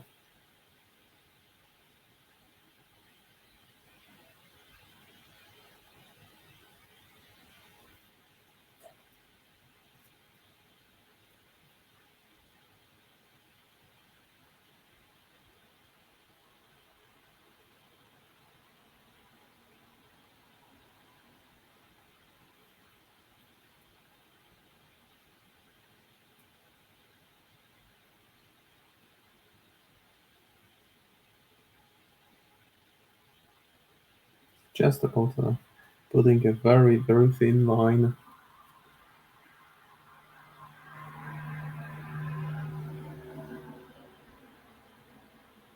Here I'm just separating two different elements. Maybe also along the middle line. And that's the part of the process which you really don't want to speed through. Just take your time and very lightly reinforce the shaded areas.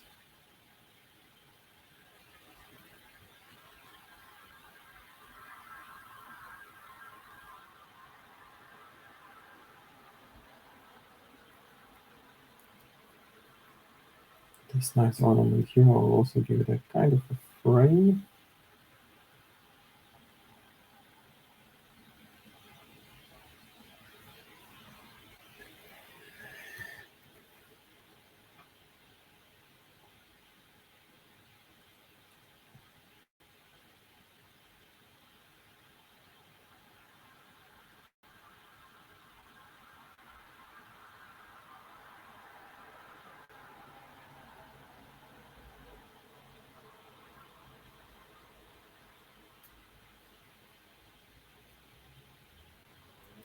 Say maybe, no, I don't want to overdo it. I don't want to go to the point where I regret putting more than I wanted.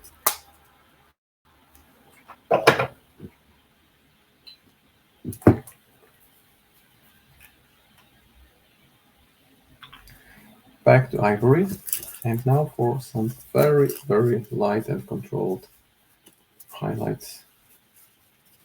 Just the final touches on the folds of the lovely dress this pretty lady is wearing. So I'm taking my smaller dry brush and just using the side of the brush, I'm just lightly stroking the most raised areas. You don't want to go across the whole thing, because that way you will pretty much ruin the work that's been done already. So just very lightly touching the raised areas.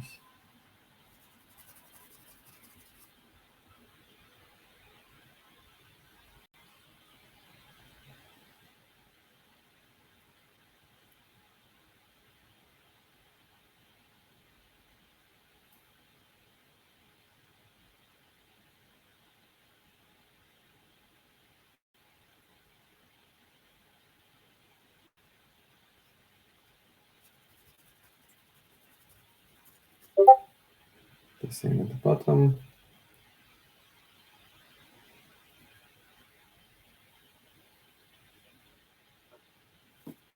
Maybe a little bit on Tara as well.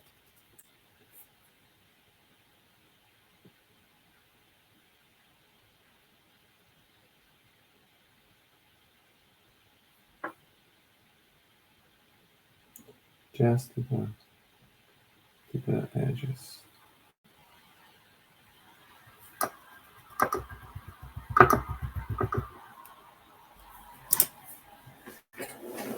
Now into some more detailed work.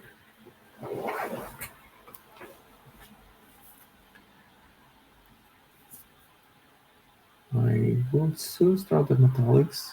Well, actually I can start the metallics now, why not?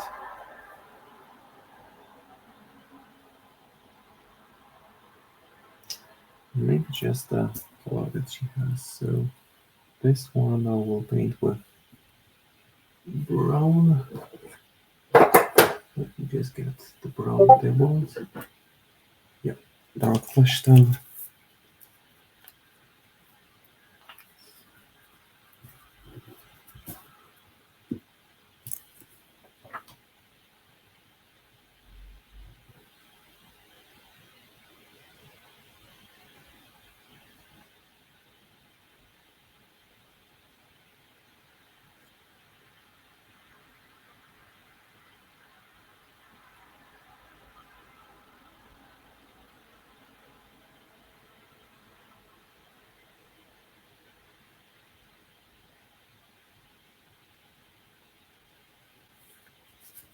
That is a nice light touch here. Maybe I will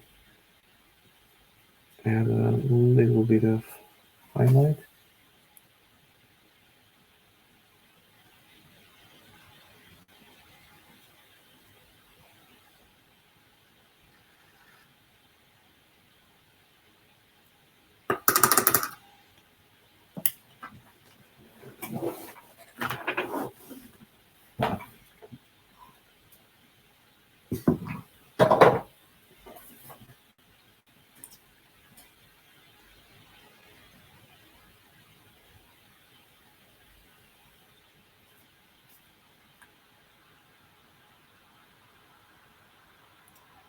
I guess it's time for the metallics.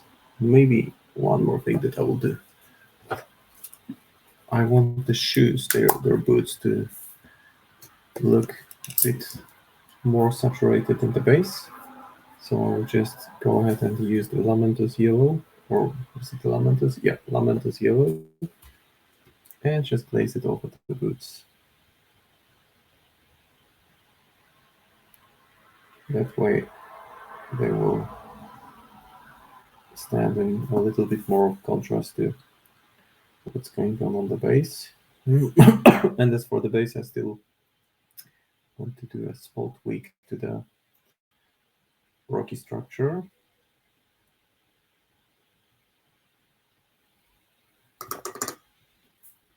I want to use a bit of amber orange.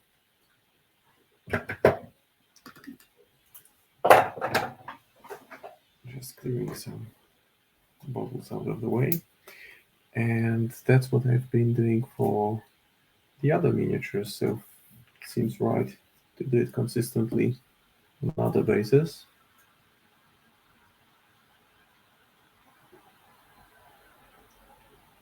And just apply candy ink, orange candy ink, to the most raised areas of those rocky structures, just to saturate them a little bit more.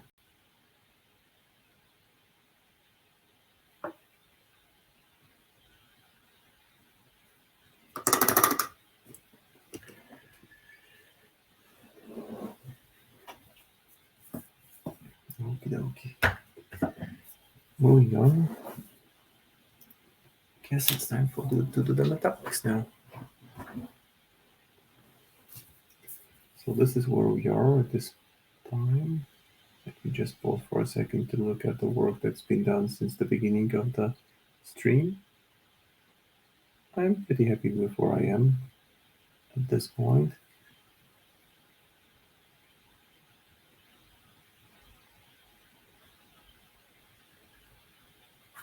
Maybe a tiny addition of light around here. All right. And well, actually, before I move to the no, I can do the metallics. I can do the metallics now. So I will start with chainmail.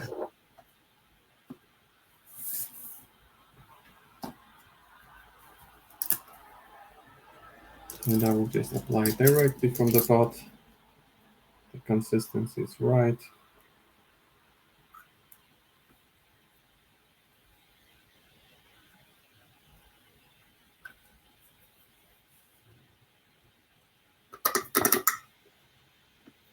I just want it on my palette where it doesn't interact with other paints. Although it can be a good idea to have it tinted with different shades to begin with. And I will just place it lightly on the pistol. Just want to make sure that I leave some of the dark base coat visible. So I'm not going too heavy here, just lightly stroking the brush against the surface of the pistol she's holding.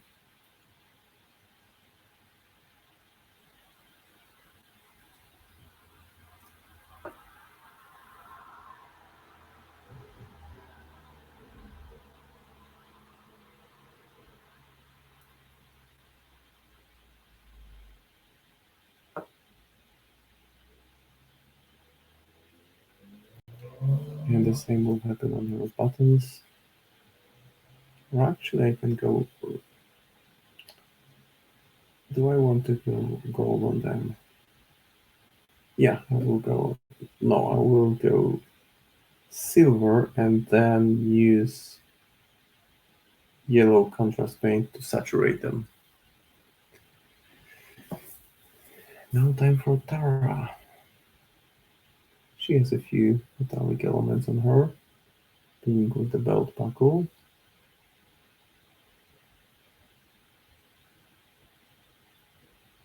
And now the hilt of the blade. And again, this is the part where you don't want to rush through it. You want to approach it clear-headed.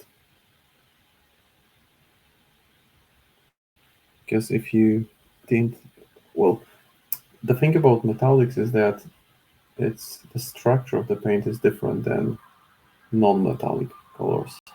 Because it's got those tiny, tiny particles that even if I accidentally put some of it on the skin or on the fabric,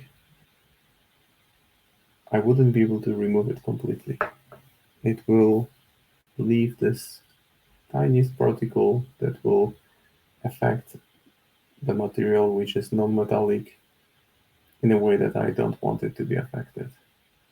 And that's why I typically leave the metallics for the final part of painting process, because what happens if you clear your brush in your painting pot, the particles separate and they flow into the dirty water.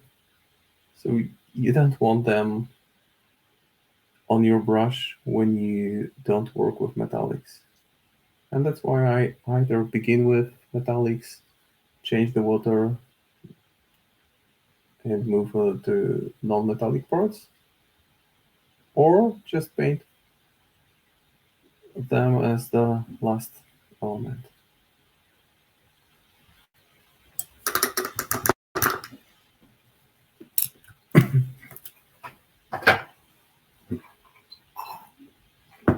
Now for the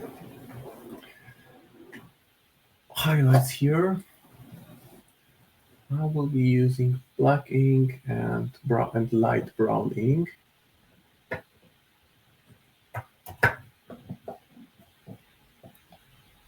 I'm just looking for my black ink. There it is.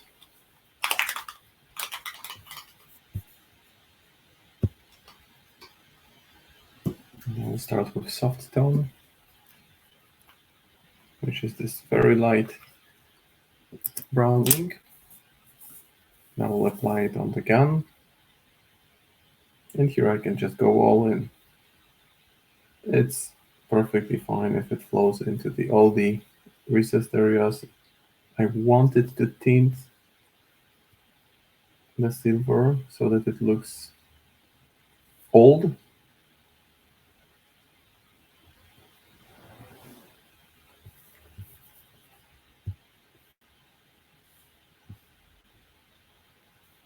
The same for the buttons.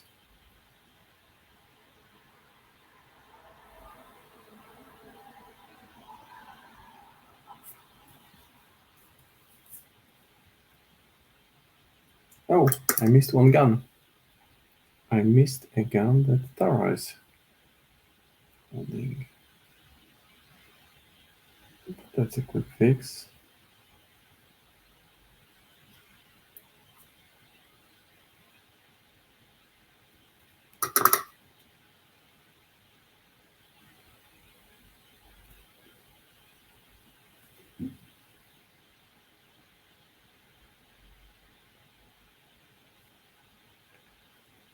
Some brown ink on the hilt of the blade. And then just the blade will go with pure black. Pure black ink, I mean. Not black color, but black ink.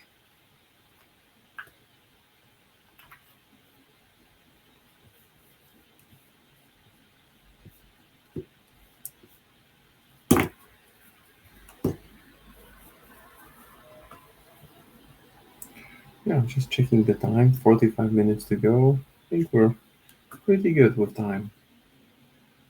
I'll just spin it down a little bit and then apply it onto the blade.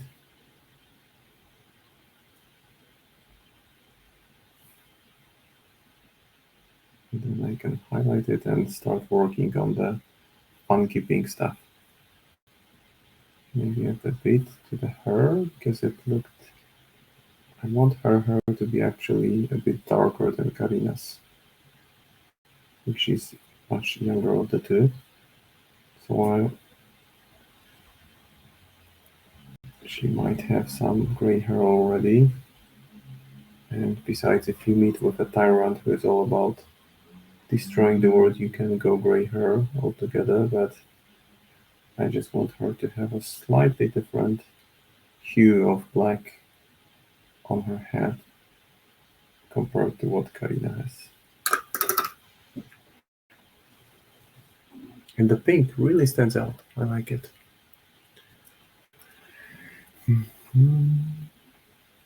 Time for highlights on the metallics. A bit of shake. And highlight time now.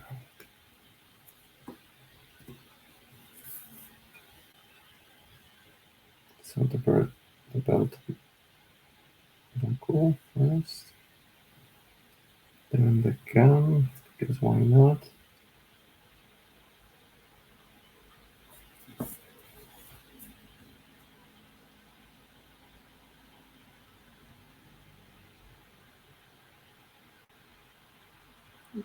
And the buttons, as you can see, mithril silver is a very, very bright shade of silver, and it just makes the metallics really pop.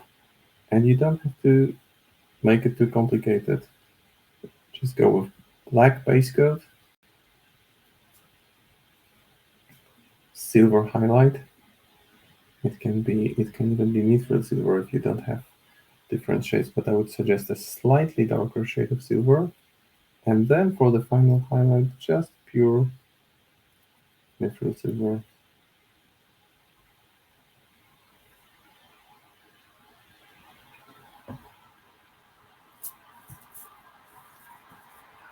And now for the blade, I'll actually use dry brush, maybe not such an old and damaged one that's still in pretty good shape.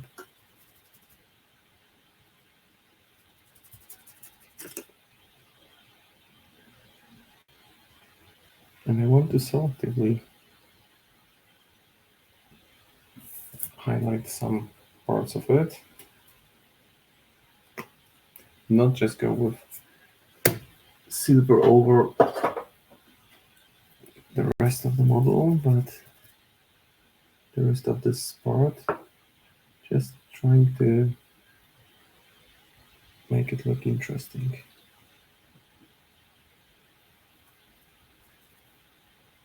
So here the lower side, here the upper section, and the other way around on the other side.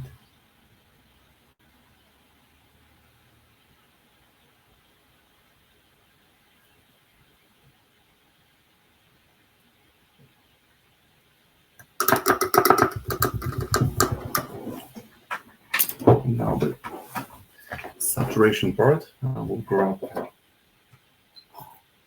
Nazareth yellow, give it a good shake.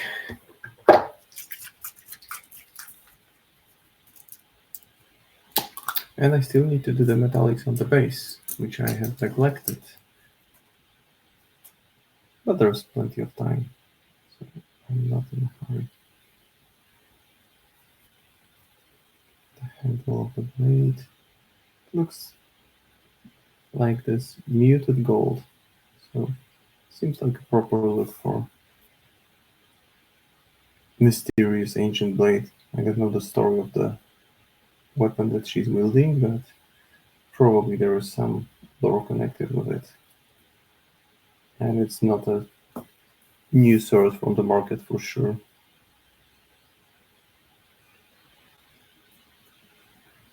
Now tinting the buttons here.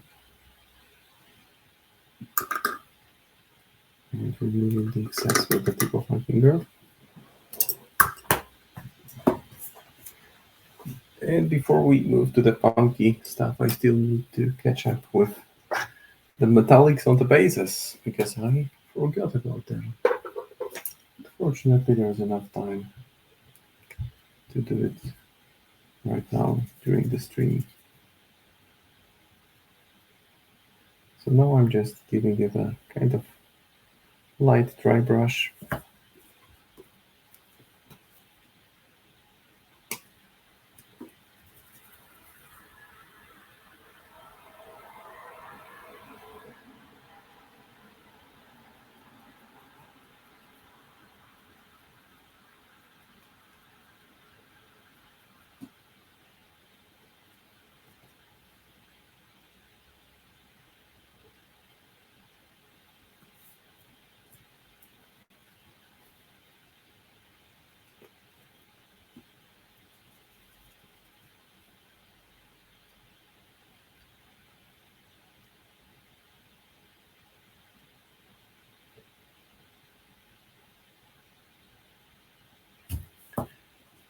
I'm using the dry brush here because that will nicely prepare the surface for the absorption of wash that will follow up in a second.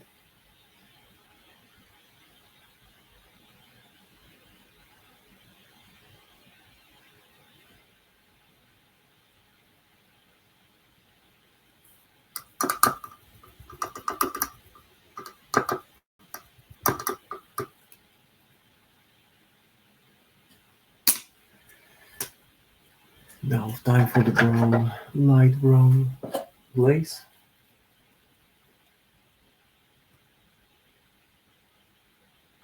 On those metallic elements of the bases.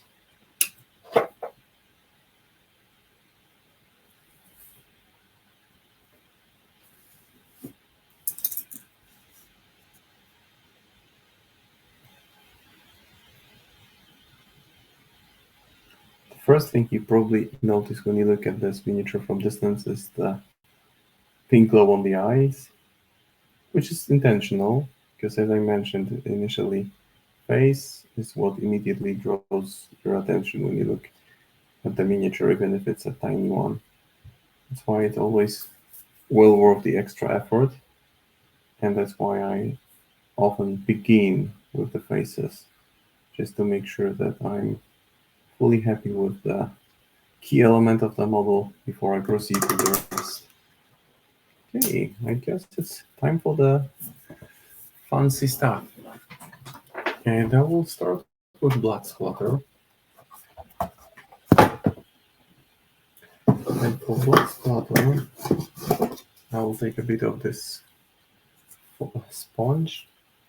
You can use any type of sponge.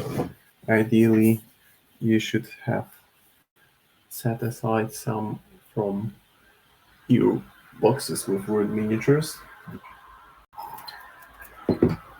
or any kind of miniatures that come packed with this kind of soft material. Because if you tear it apart, it has this highly irregular structure. So what you do at this point is just dab it into blood for the blood good, which is this technical paint. And then I can test if it leaves irregular pattern, and if I'm happy with it.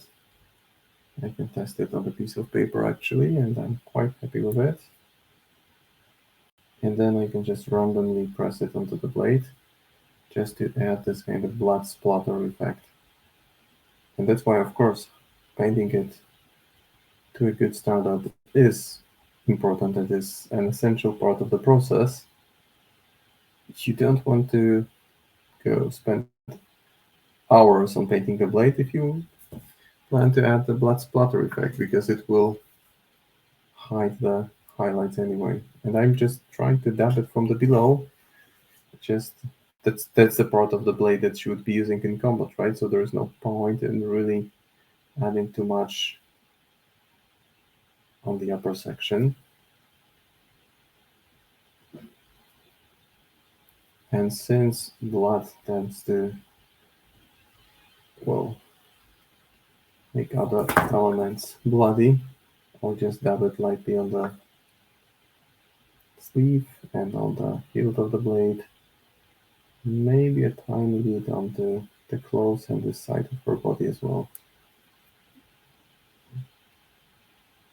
Just to bring home the concept that, alright, there was some messy work done on the side. No pun intended.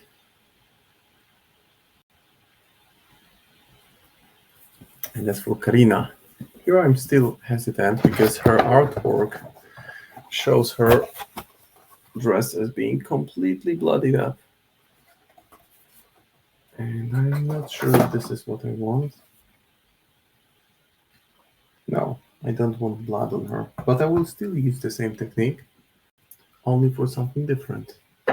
I will use just I will use dark brown, cider brown, and I will use the same sponge, the same torn piece of sponge. Remove the excess. Test it on the piece of paper if it makes this irregular patterns, and I will essentially make her dress look dirty, not bloody.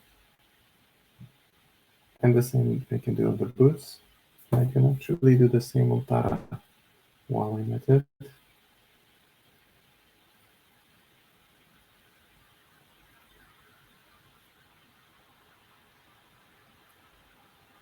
Careful with the application to the front.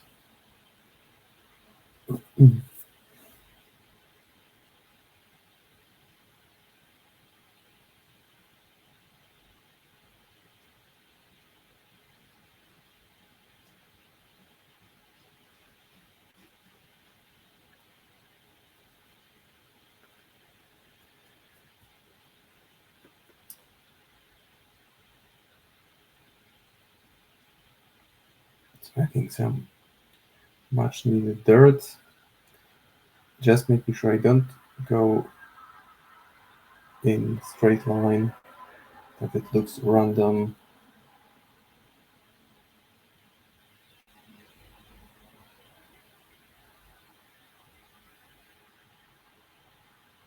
And that's about it for the dirt effect.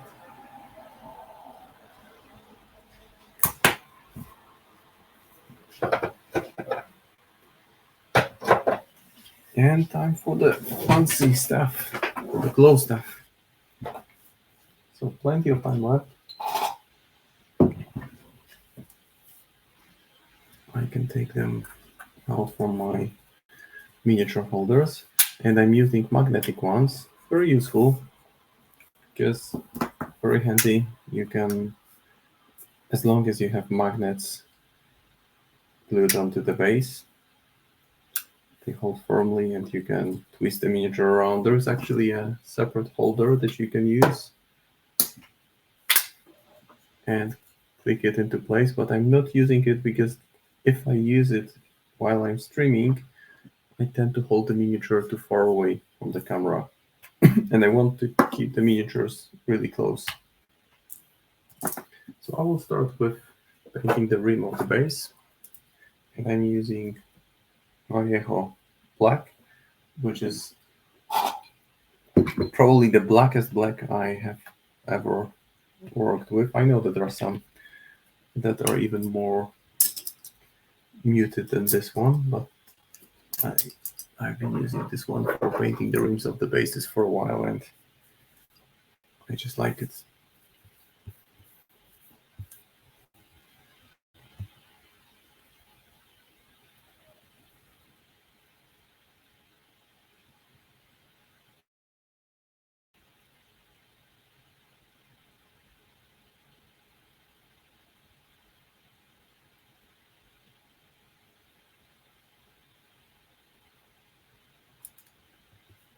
So painting the lipped base now.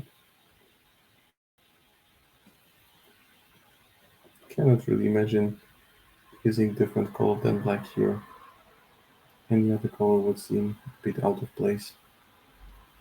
This is the kind of frame for the whole piece, so anything else than black would look a bit odd, I guess. Unless it was other dark and muted color, then maybe it could work.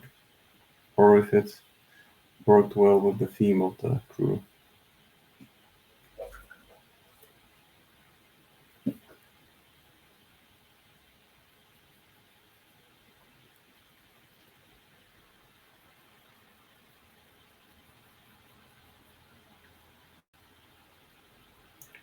Almost ready with the sport, then I will allow it to dry for a second and start working the magic with the pigments.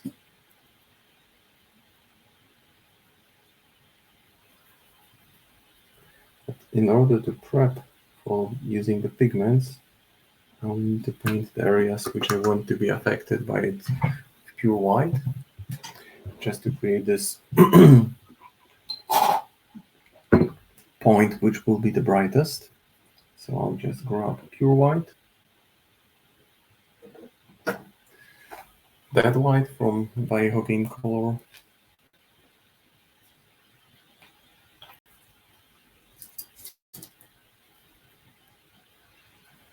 and I'll apply it to where I know the effects will be used. So most likely her hand, because she's like casting a spell.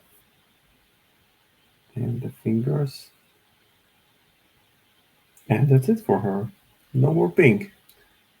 She has enough of pink already. As for Tara, definitely the hole in the chest, and definitely some on the claw on this mutated hand. How does she even eat if she's right-handed? Maybe she's beyond caring about such basic needs as food at this point of her professional career in the nasty world of Malifaux.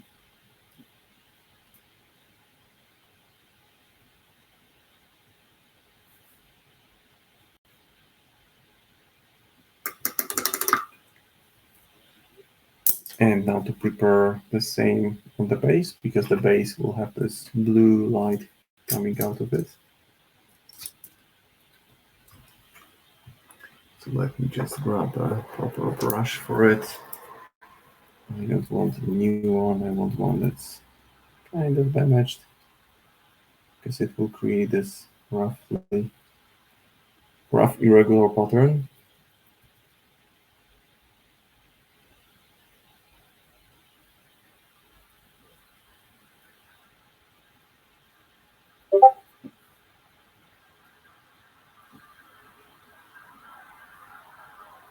And this will be all nicely glowing with blue in a second.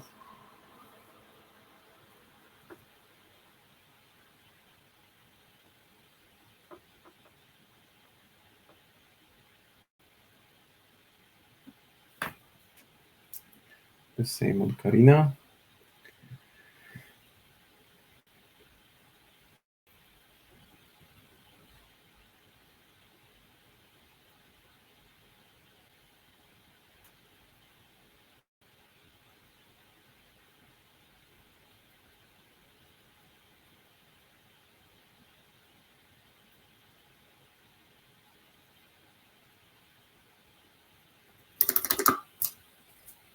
Oh, I absorbed some black and I don't want black, I want pure white.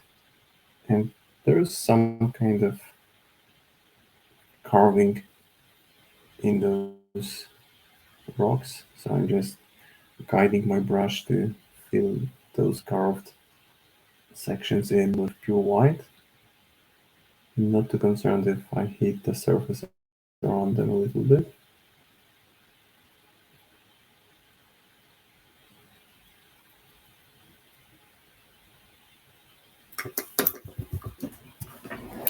Okay, plenty of time left. So time to do the magic thing. And I will just need the space.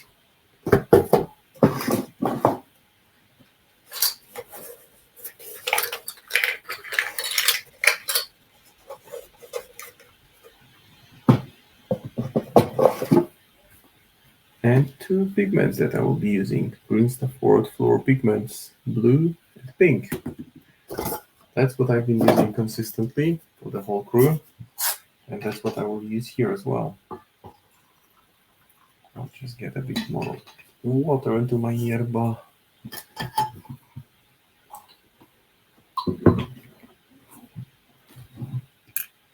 There's the base. And I can start with the pink.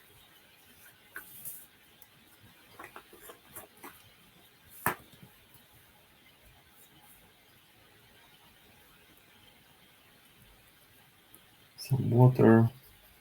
And all you need to do is just carefully mix it. The funny thing is that this dry pigment, it won't dissolve into water.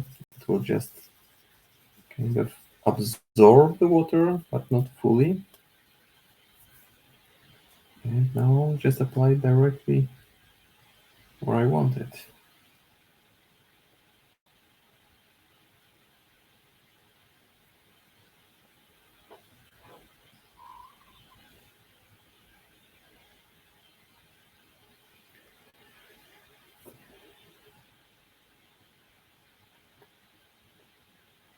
So that's the spell effect, and I can still boost it a little bit with some white in the middle, but that's already affecting her nicely.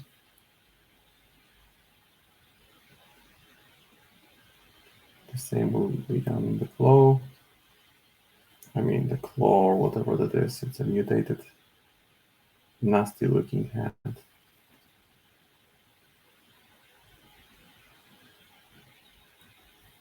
And the hole in the chest, which will also glow with pink. And you may ask why pink, if it's all dark and void and doom and gloom. I just want some nice, vivid, contrastive elements to a rather dark and gritty look that I have going. And pink seems to match the criteria perfectly.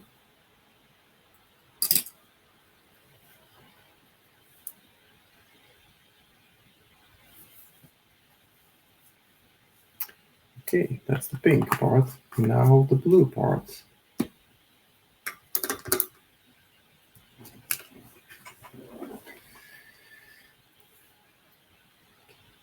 Let's just pause for a second. That's how it looks at this point.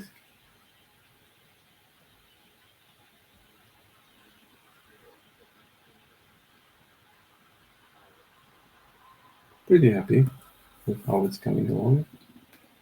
Now the blue part.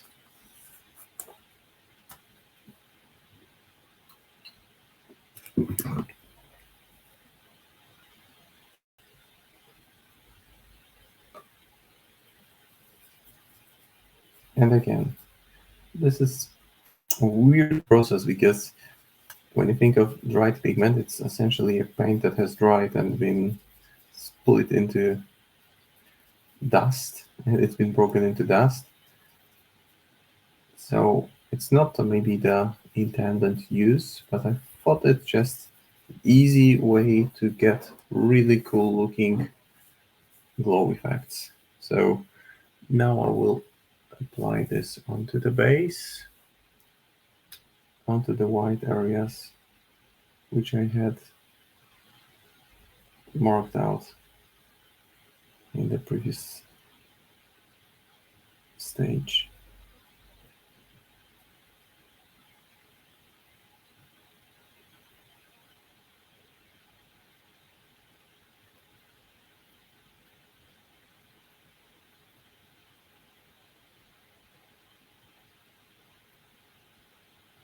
And it's fine to saturate the area around the white glow. It will just further boost this glow effect. You've been cleaning up a sketch I painted. Wow, that's cool. Is it Malifaux related?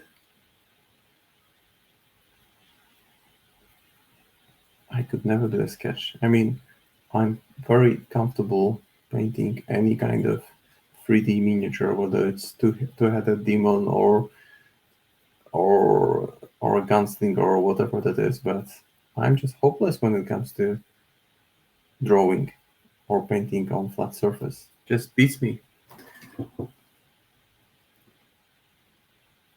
Can't really do anything.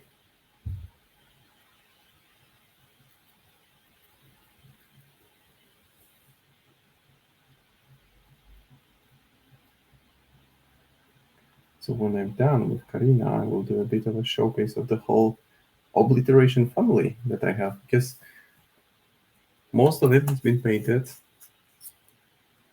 while streaming. So it would be nice to see the whole group together, and then maybe tomorrow I'll make this video of them rotating on, how do you call this? You call it Lazy Susie, I believe that's the name of this device, which rotates and is used for showcasing jewelry, for example. Unfortunately, not Malifaux related. It's a character idea. Fall in love with the animatic still my kind. Okay. Yeah, I mean, nothing wrong with painting, not with sketching something that's not Malifaux. I just asked out of curiosity. But hope you will share it at some point. maybe on the word forms. So now I'm just pushing in a bit of blue into the middle of those recessed areas, and this kind of brings more light to it.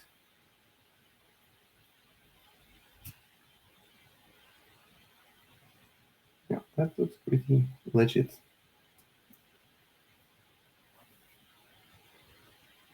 The same here. Just being careful not to do it on the surfaces around it, rather just poking it.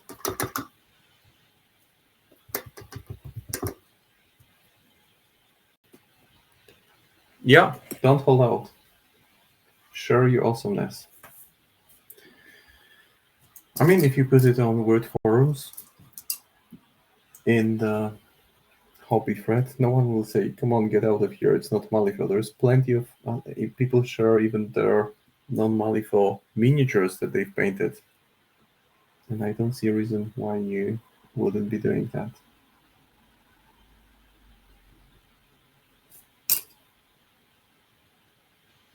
So now I'm also dabbing it kind of with... The reason why I'm dabbing it in the deepest crevices is that this is where the heat would be emanating from. So I want to bring this illusion, because it's all about illusion, that there is glow and there is a center point where the heat is coming out of, just like on the hole in the chest.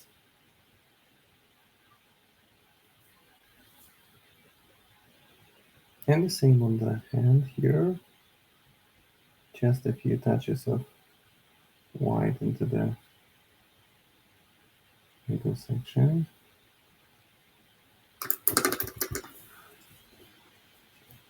He's a chef who carries a cookbook filled with recipes from the deceased. They have such wonderful stories to tell. He's like a medium, but the dead give him recipes and stories. Wow, that's some deep context. That's a deep and complex idea that you have going. I like the sound of it, and I would definitely love to see how it looks. Okay, so pretty soon we will be wrapping up. I just want to bring out more of the void creatures just to showcase them for you guys before we call it a day. It is called the Carry On Cookbook. He thinks it's funny how it sounds like carry on when carrion is specifically inedible flesh remains. Yeah. He's a sweet guy, but he doesn't realize how creepy he can sound when he says, I'm sure your family recipes would be so wonderful to make when you're dead. Oh, come on. That is great. That is, I mean, it has that Malifaux vibe. The carry on. Wow. I like the sound of it. I mean, as creepy as it is, sounds, you definitely got my interest, and I'm just already trying to visualize this chef, and I'm thinking along the lines of Killjoy. Hey, thank you. Thank you. Glad you like them. I'm just bringing them all out. So those are the two ladies that I painted today. Let me just bring them. They will still get gloss varnish, so the shine will be gone from them. And the lighting doesn't really do it justice, but I'm really happy with the dress on Karina and with the denim-like pattern on the trousers on Tara. But clearly the glowy element, the fluo pigments, they stand out a lot. Sure, share the sketch. I would love to see it. Definitely. And that's the first thing you notice, right? That when you look at them from the distance, there are those glowy parts. So there's the master, the totem, and then fortress, the scion, the big hammer guy. the big cloak guy, and the big beasts, three of them that I painted offline actually, not on the stream, and the flea guys. And those are, I think those are my favorite. Even after painting the whole keyword, I think those are the favorite. I just like the free legs, the unusual that they cannot be compared to. They're like freeze from outer space.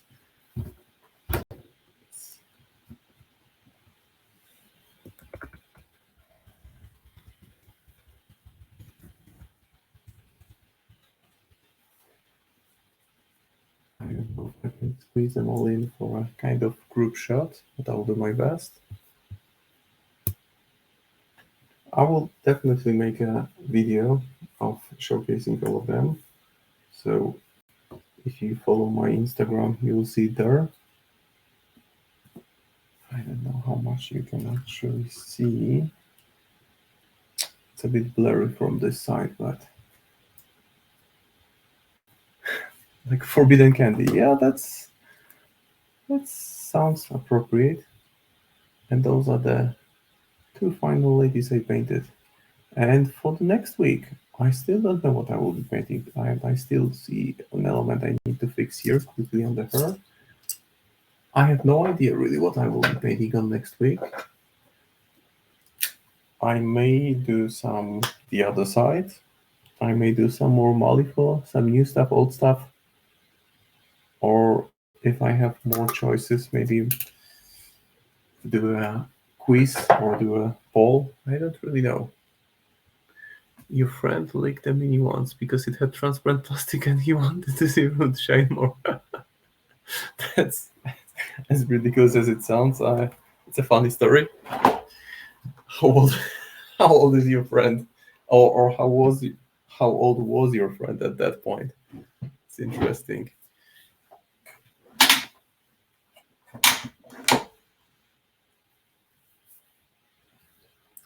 So one thing, just if I can make a comment, since we still have a couple of minutes left. Does not advise or condone leaking. Yeah, and I do not advise, nor do I condone leaking your brushes, but I do it. I probably do it much more than I should, because paints are not the healthiest thing to leak and absorb into your system. It worked. Oh wow. It worked. Yeah, well, I guess whatever works. I mean, I still, okay, I will do one more thing here. I will reinforce the dark on the lower section of her dress. That's the final adjustment I will do. So it's been quite a journey, and it looks like a crazy void, otherworldly disco when you look at this group from the distance. And I'm sure they will look amazing on the table. And you will actually be able to see them on the table in a field battle report. I won't spoil when and where, but there will be one, and it will be in two languages, and one of them will be English. So you will get to see Tara in the field battle report.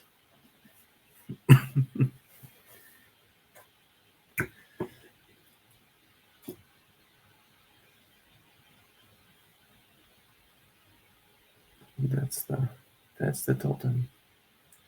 And I have slight differences in intensity of the blue part, which is fine, although this one now that I look at it, this one seems a bit too dark. So I will just give it a quick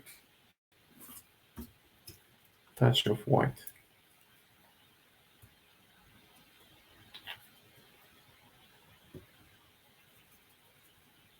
So actually the part with those funky colors was a bit more time consuming than I had expected. But as I stressed before, I wanted to take my time, not rush through it.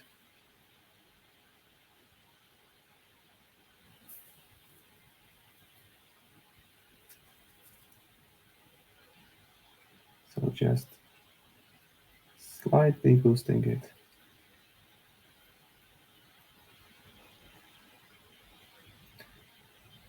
And since we are almost wrapping up, I just wanted to also give a shout out to Word Games because they're cool.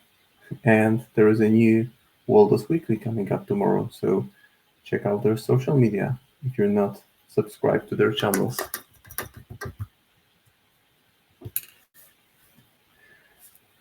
And now it feels fine now. It looks good.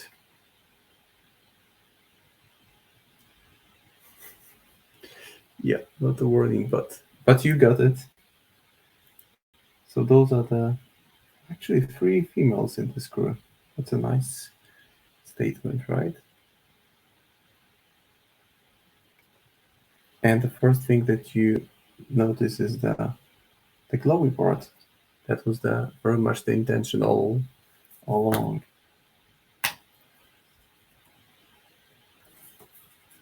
And the Ionus, I painted part of him on the stream, part of it offline.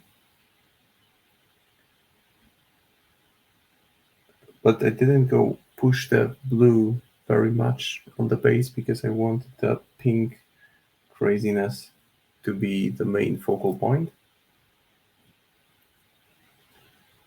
And for Talos, also the focal point was the caged guy, and that's the if there is a miserable character in Malifaux, that's the guy locked in Talos. I cannot really imagine a more unhappy person. And the 3 beasts. Yeah, and that's a wrap for today. So for next time, I may do some puppets for Zoraida, some effigies. I may do some of the other side. I guess you just need to check in a week from now. And in the meanwhile, make sure uh, to also check out other word streamers. There are at least 2 more streams, if I correct, coming up this week. So just the easiest way is just to follow the word social media, and then you don't miss a thing. And thank you for keeping me haunted this tomorrow. All right, that's his turn then. Don't know what he will be working on. Maybe some more Bayou craziness. Make sure he's got. I cannot really say who's my favorite painter, but he's my favorite voice of the painters, just to put it this way. And I really enjoy his streams as well. Yeah, and thank you for keeping me company in this obliteration adventure. There will be more, and I'm already looking forward to my next streams. And I will see you soon. Thank you guys. Take care, stay safe, stay